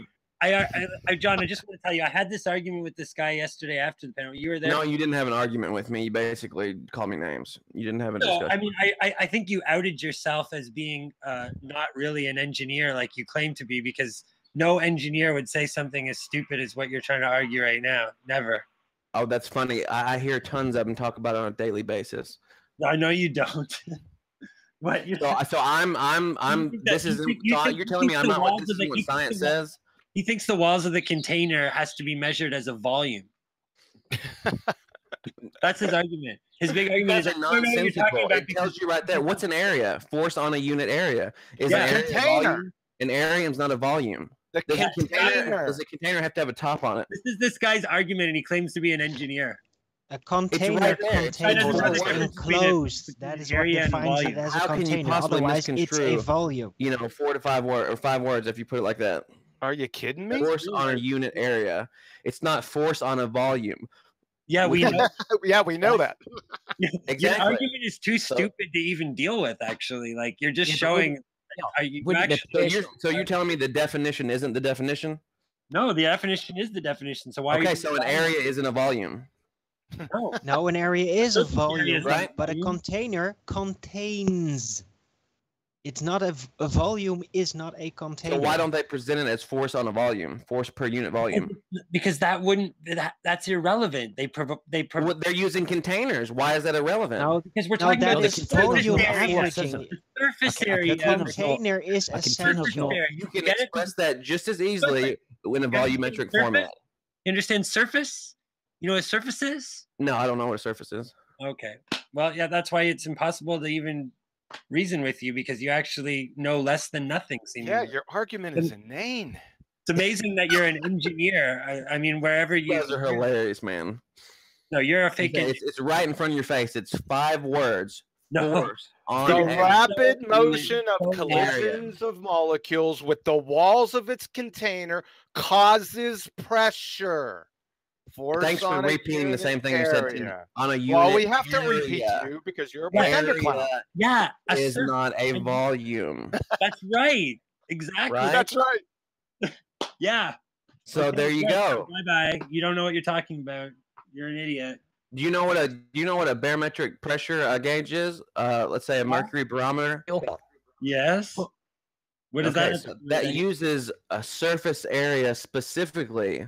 It's a physical device that engineers have created using the knowledge that the scientific method provides. Engineers take what the scientific knowledge has come up with. They take that information and they design real life objects that are presented in the real world. Hence why you live in an advanced society today.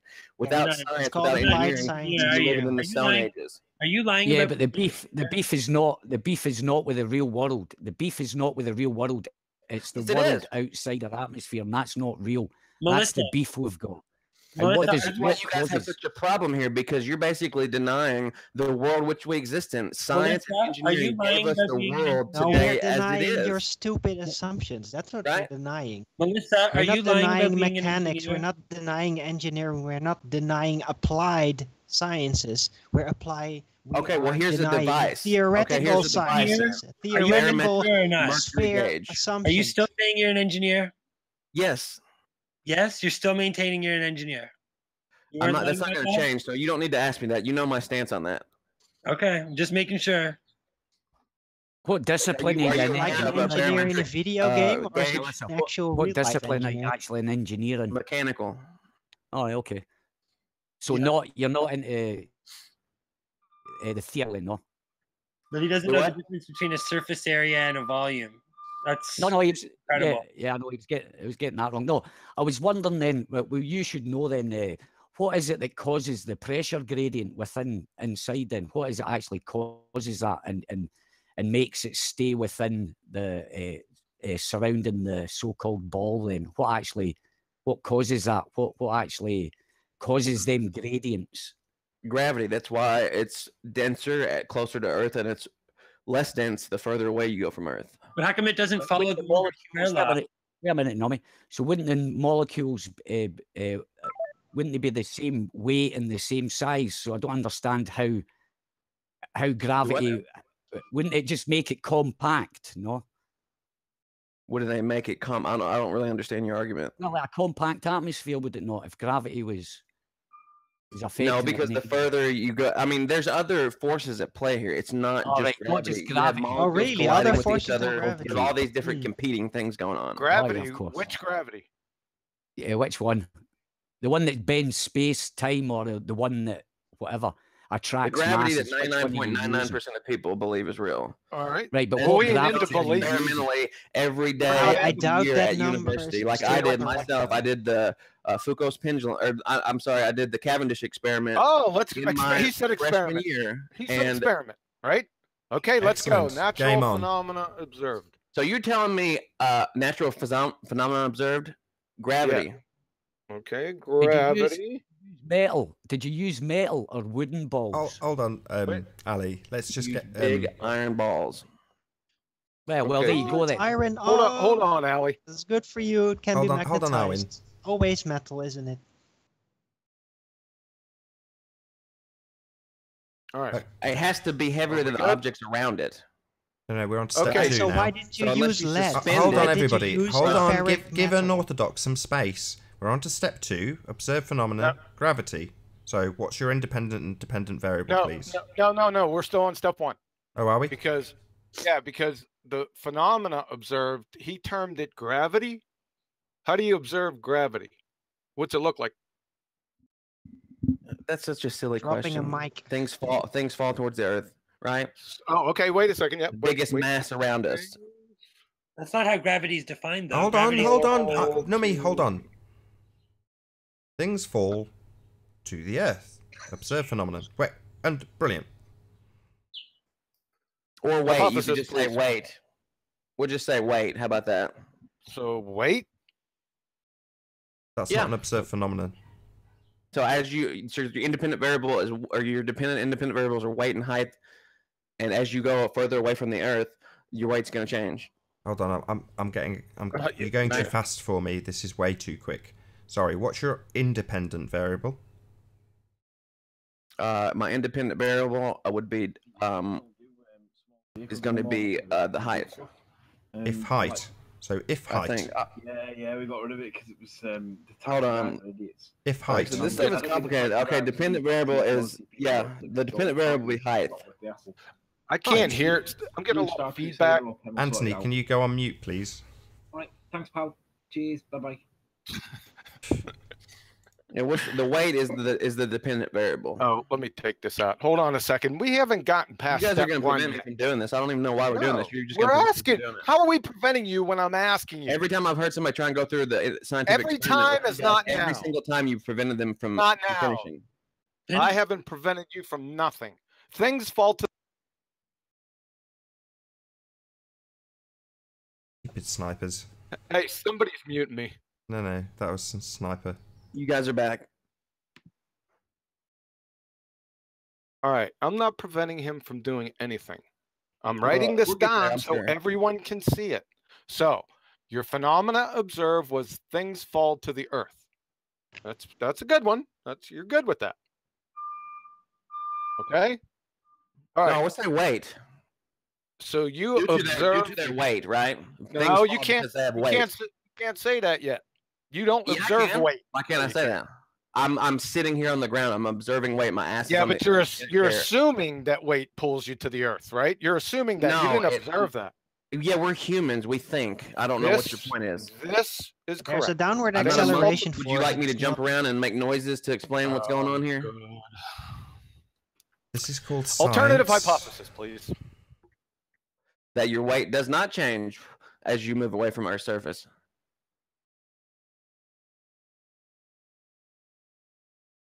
That's a good one. A constant downward Hold acceleration on, Arwin. force. Hold on.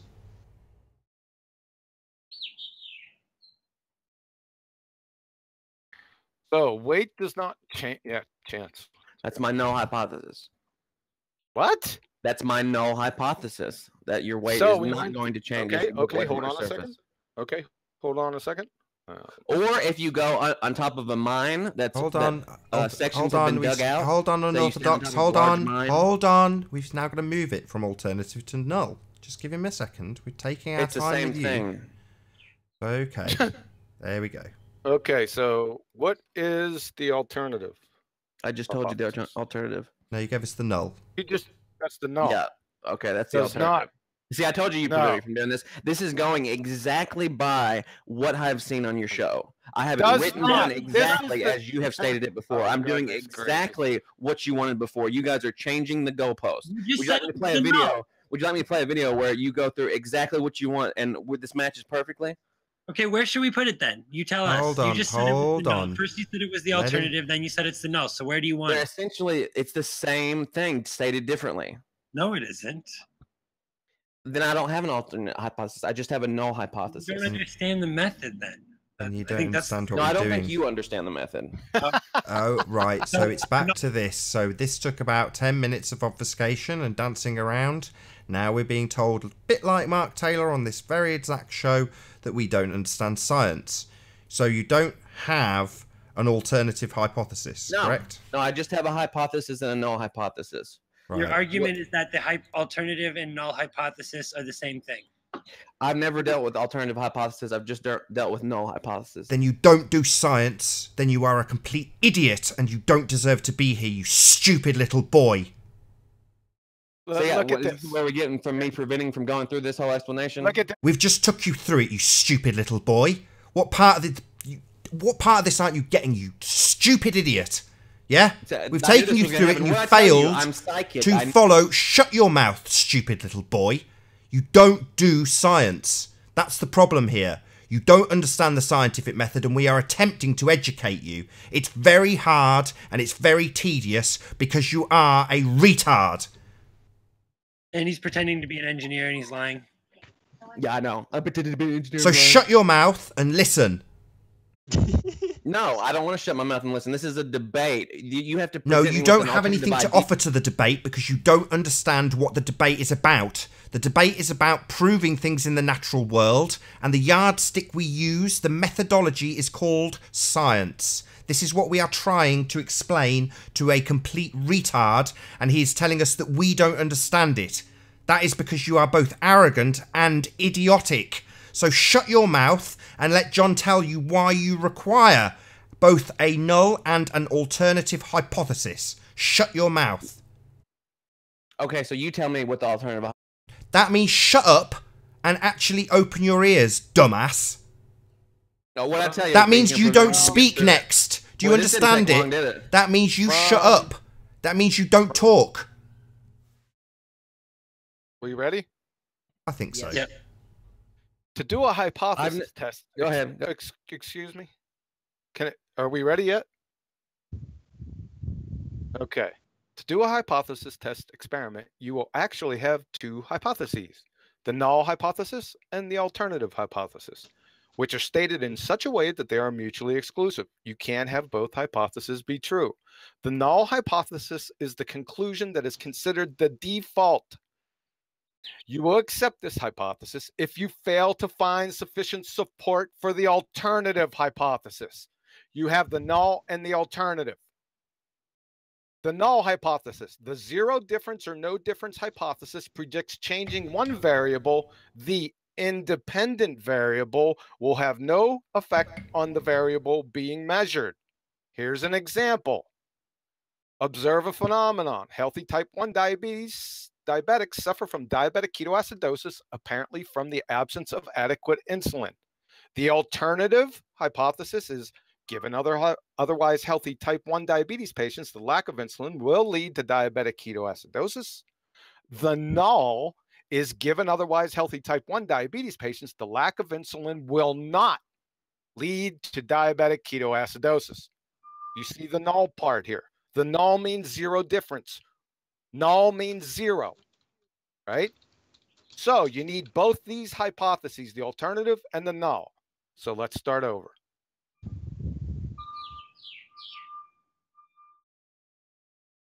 Things fall to the earth. We have the null hypothesis. I don't know which one you want to put this in. Of course, weight does not change. So no change, right? So that's the null. What's the alternative hypothesis, please? You're on mute at the moment, Unorthodox, because you couldn't keep quiet.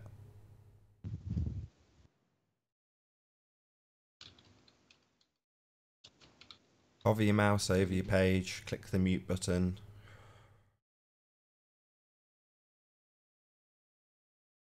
Well, if we don't even need him. Weight does not change as you move away from the Earth's surface. There you go. Okay. Alternative? Yeah, I'm not gonna buy into that because that's biology. We're talking about physics. If you wanna provide a physics example, we'll go ahead. In all of your previous the scientific method, this, you never mentioned an alternate hypothesis. All disciplines. Hypothesis before, did you? I've never heard you mention that on the show any other time. With the same method. Have you mentioned that on the show before? There is no scientific method for physics and one different for biology or chemistry. Hypothesis testing. You're using something specifically. No, the scientific method is the same, independent of the particular branch of science that you're doing. No, it's not. You can't use the exact same setup for physics that you can biology. Absolutely not. How are you gonna isolate variables in biology? We've got yet another science denier on the panel. Literally a science denier. It is unbelievably pathetic. I just don't get it. How many times are we going to have Globers line up on this show and just come on and deny science? But I tell you, you're not going to let me get through the scientific proof of it. No, you're claiming that there's a different scientific method in each different. We get it all the time, Numi. Every one of them does the same thing. Explain to me how you isolate a variable inside the human body when they're doing medicine. How could they possibly do that when there are millions and millions of things going on? Why you isolate your variables? That's why you follow the scientific method. The example that he gave you earlier about ketoacidosis in diabetics, right? Can you go back to that, John? We can walk him through that. How you can isolate a variable in biology. Yeah. Well, I just came up with this alternative. People eat different things. They're at different temperatures. They're at different pressures. But we're sorting this out with this guy. He thinks that there's a different scientific method in biology, right? I mean, this is worth going through. Anybody that's doing science at this very moment would tell you the exact same thing. You can't use the exact same they would. As you would in biology, as you do in physics. You can't isolate variables. You can observe the lack of insulin, right? So insulin becomes the independent variable, right? And when you add the insulin, you get I don't know. You could probably explain this better, John. I mean, you're more familiar with this example, but his argument is inane. The Why don't we just go scientific through method. Shut him up. Can you shut up after I go through it? Then you can poke holes in it. We're not asking you to go through it with us. Okay. He's now trying to go through it with you. No, we want you. No, we're gonna. No. He's claiming that you can't isolate a variable in biology, but there's clearly an example that there's examples of things where you can, right? And that absolutely not. That the lack of insulin causes ketoacidosis. We can take a blood sample. Those people have different temperatures. They have different. They have different. You're right, but we different levels of almost every chemical in the body. That is why you have an alternative and a null. Hold on, we've literally only just given him this information. You've just gone through it literally 5 minutes ago, and it hasn't sunk in. That's why you have an alternative and null hypothesis. The only thing I'm finding, I've never even heard. He's not even responded. He's not literally. He hasn't even acknowledged what I've just said to him. A moment ago, he was telling us that you don't need an alternative hypothesis. Now I've just gone through it for a second time. John has already gone through it with you. That is why you have both an alternative and a null. Why is Silence that again? Are you going to acknowledge what I've just said to you? You broke up. Oh, for the love of God. That is precisely the reason you have an alternative and a null hypothesis. Not in physics. I've never heard the term alternative hypothesis in physics. That's not something you've to never do with taken a physics. We are talking about the scientific method. Something we are trying to apply currently to your proof of gravity, and you are just being a science denier. Okay, that's just patently absurd.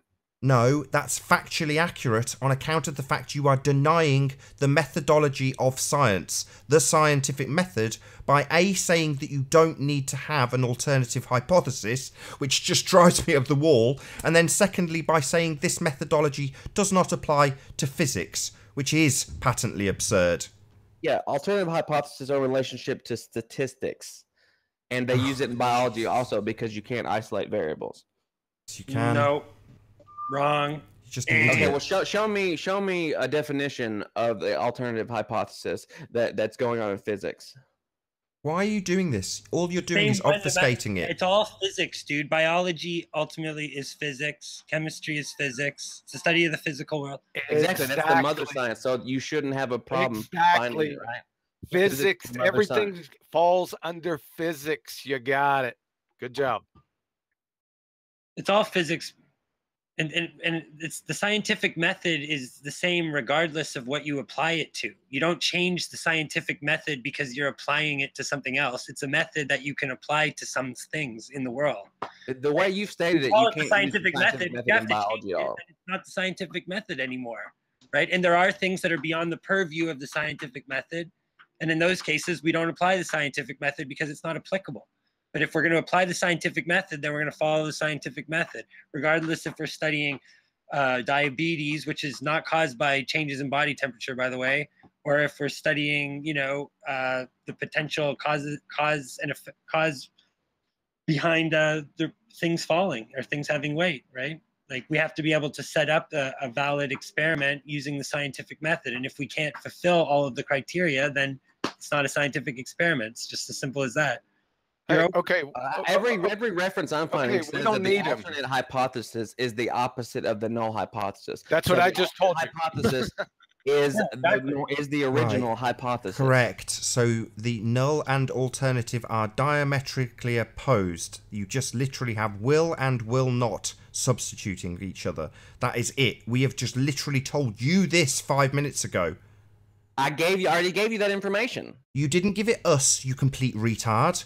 We just gave it to you after finding out that you couldn't formulate an alternative hypothesis because you are deluded and a science denier. Now you've Googled it and found that it absolutely confirms what you were told by us 5 minutes earlier. Then why did you stop me from speaking if I already gave you the Because you are an idiot. You have nothing to offer. You are brain dead. So talking you through these steps only for you to talk over every single word that's being said, get it finally through your thick skull, then Google it, confirm it, and tell us that you've told us is absolutely outrageous and infuriating. I already gave you that information. Why stop me? You didn't give us anything. We're trying to formulate your proof of gravity into the scientific method. So far, Okay, let's go through it. Let's not go through so it. We're good. all conflated Okay, now. let's start again. Let's start again. Give the guy a chance, okay? Let's do it. No, we got it. We got it. Okay. No, I told you you'd prevent There me it from doing is. it. There it is. Take a Absolutely, look at 100% it. Okay. correct. So explain this to us. How does this prove gravity?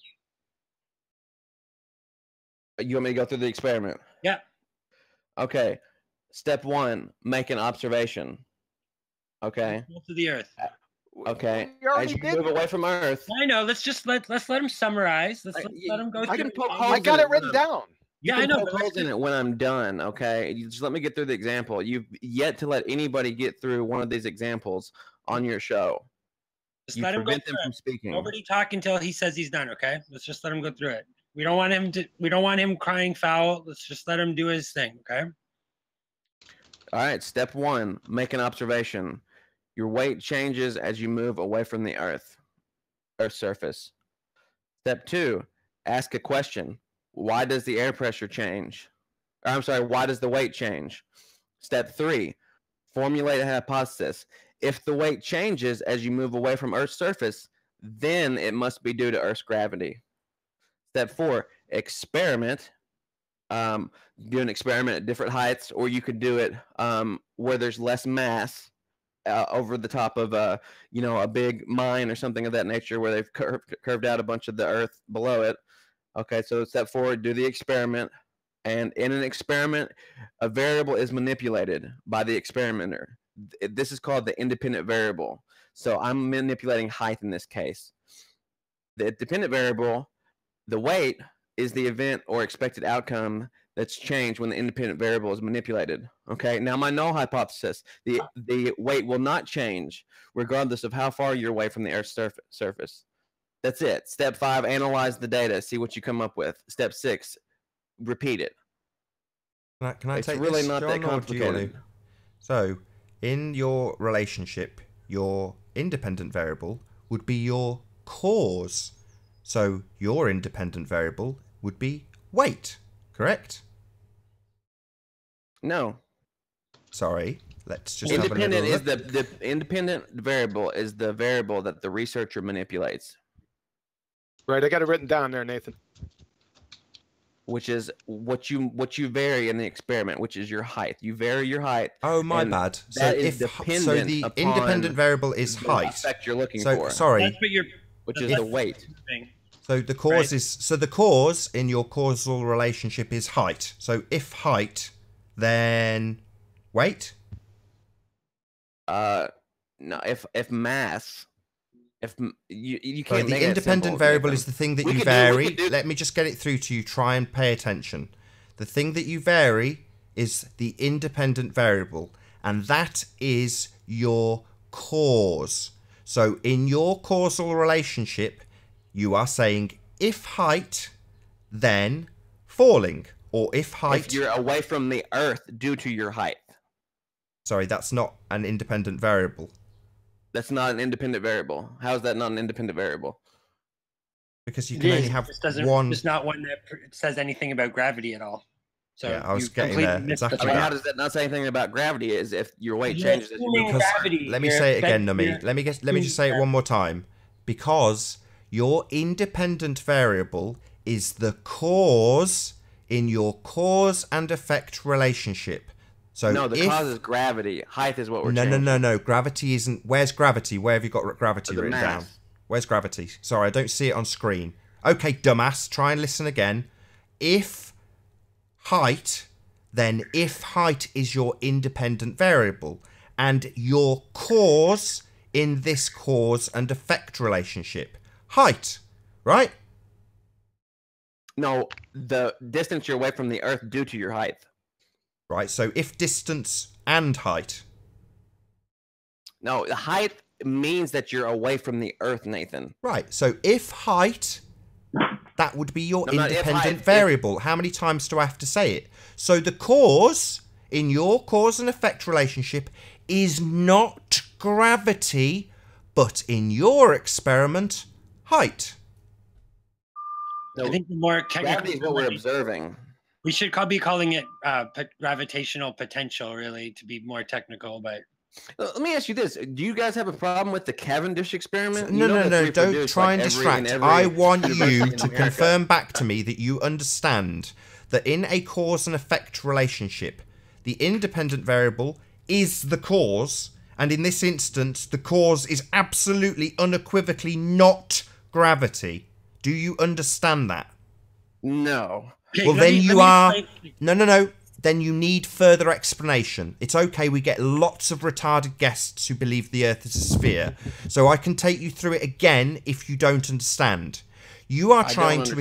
establish... Nathan, can I just say one thing? I just want to try to explain with an example to this guy. Okay, like when we're looking at the example of insulin, right? The presence or absence of insulin causing the reaction that we call diabetes, right? The independent variable is the insulin, right? So that would be the cause. Yes. So we know that the absence of insulin is the cause of diabetes, right? And in this case, so basically, You can have the absence of height. You can be Right, at but- zero elevation. Yeah, I know, but it's like in order, but what we're actually trying to prove has to be directly linked to the thing that we're able to control as the independent variable, right? So it has to be stated in like has to be stated in your original hypothesis. That's the point that they're trying to make here, right? And you're not, gravity isn't actually part of your hypothesis. It is. I said, if I'll restate it right now. Okay, the air pressure. I'm sorry, I was using air pressure in an earlier example, but this is pretty much identical. Let's see here. The weight is dependent on the height. The independent variable in this case is height, since the scientist manipulates it. And my hypothesis is, if the weight changes as you move up and away from the Earth, then it must be due to the Earth's mass causing a gravitational force. Yeah, but so how are you isolating in order to prove that, you'd actually have to be able to isolate and change the Earth's mass? You just go over a mine, right? Or go away from Earth. No, because then what he's saying studies is that they do. There's something called microgravity where they measure the mine. No, because you're already assuming that the cause of gravity has something to do with the Earth's mass. No, I'm making a concept called gravity, and then I'm proving it. No, but you're not proving it, because you're not able to actually vary you don't have the thing that you're varying isn't the thing that you're proving, isn't the cause. Right? You're not able, you could do the same thing, but do it over a mine. If you can't vary the cause, then you're not showing what the cause is through the use of the cause is your distance away from mass. Let's stop. Listen, what you're saying here is elevation causes weight change. Mm-hmm. That's what you're saying. That's because you're further away from Earth. That's profound. You didn't test anything.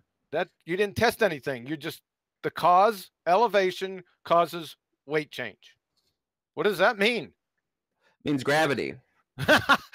No, it means that the downward acceleration force may fluctuate. Hold on, Owen. That's not part of your hypothesis. Yes, it is.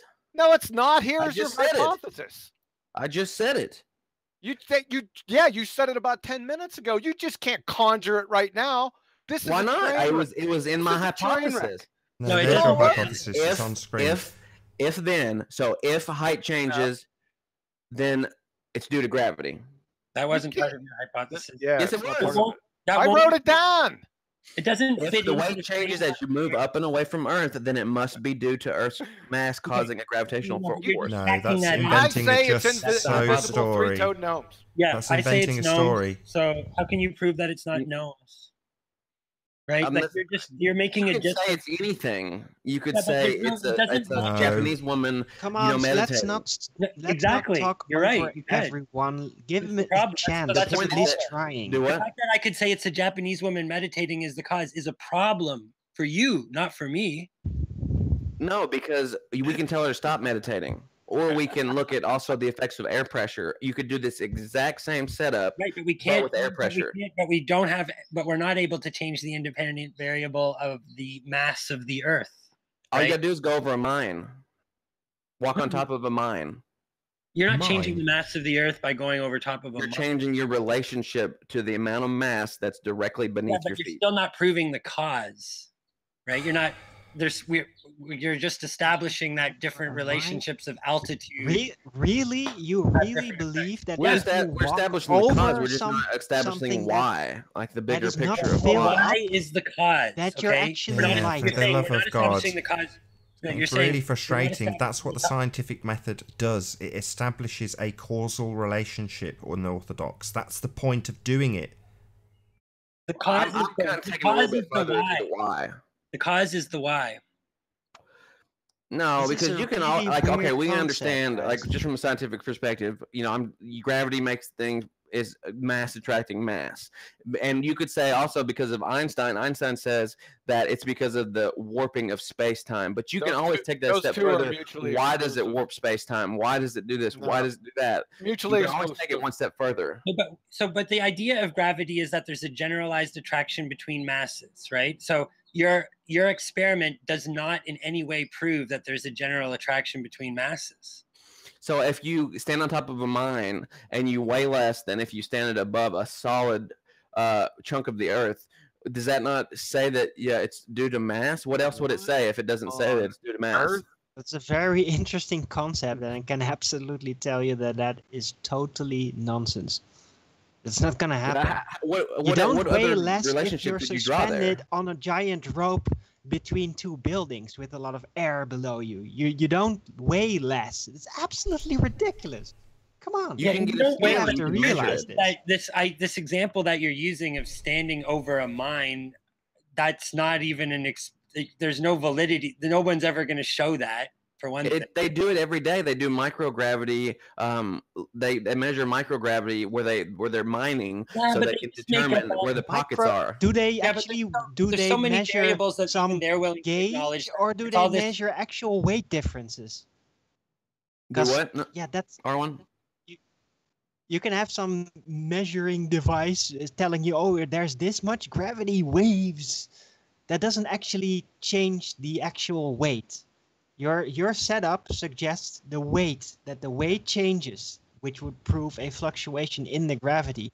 If you're standing, like people walking over a suspended rope, suspended between two very high buildings, like those rope walkers, they don't weigh less. Okay, they weigh exactly the same. So that entire concept is just ridiculous. What you're It's not totally getting is that in order to establish cause, you have to be able to vary the independent variable, right? So if you can't vary if what you're trying to establish as the cause can't be varied in any way, then You're can't. varying height in this case. Yeah, but so then you're establishing that height has a relationship with weighing, not that the cause is this thing gravity. That's just you're just tacking on as an invention. Right. You're saying if height is your cause in your causal relationship. Height is the independent variable which you change to prove a cause or to demonstrate a cause. Yeah. But so what you're proving that there's a relation, that there's some sort of strong, there's a consistent correlation between height and weight. You're not proving the cause of that relationship in any way, because you can't actually vary what you're declaring to be the cause, which would be a general attraction between masses. Here, I just summarized You're only measuring fluctuation Sorry, downward acceleration. Do you want to go ahead, John? Just summarize it, because we've only got about 4 minutes left, tops. Yes, here, quickly. This up here is nonsensical gibberish, and he'd fail 5th grade general science. Thank you. Yeah. Hey, listen, I want to just say, like, I really don't think that you can honestly be an engineer. I think regardless of what you say, I'm an engineer, buddy. Okay. Okay, really? So we just had this you're having this much trouble grasping the scientific method, even when we're explaining. I'm in accordance with 99.99% of the scientific community. You guys are the outlier. That doesn't mean anything. We just had to. It means I understand physics that has been proposed and that we're speaking about. Pretty clear that you just heard about the scientific method for the first time just today on this show. So I'm just saying. So me being in accordance with everybody, all the scientific people on Earth, means that It means absolutely nothing. Science by consensus is useless when you have an actual methodology of proving causal relationships between things. We're not interested in science by consensus. Well, he's trying to make a case that I'm not an engineer because I'm explaining things the way science does in 99.999% of cases. There is no science. You're the outlier here, not me. There is no science by consensus. It's not that we don't agree with science by consensus. There's no science by consensus. That's not science. Right, exactly. That's how you do science. They repeat the experiment and they form a consensus of the outcome of the experiment. The fact that you're bringing up consensus just is further proving my point that you have no idea about science or the scientific method. Anybody who brings up consensus, maybe a good wrench monkey. Me and my 5+ years of a degree that studied exclusively science and the application of science. No, you didn't. You have a better understanding of the scientific method than I do. I'll just tell you this, guys. It takes a long, long time to understand these ideas. Even today. Oh my God! This is a guy who said he didn't need an alternative hypothesis. Absolutely unbelievable. Anyway, with that, I'm going to say first and foremost a huge, massive, enormous thank you to all of the debating panel for making this debate possible, and of course a massive thank you to all of the live audience for tuning in and hopefully sharing this debate. If you've not done so already, be sure to like, comment, share and subscribe. I've been Nathan Oakley and I will see you all in the next video. Oh, what a day! What a lovely day!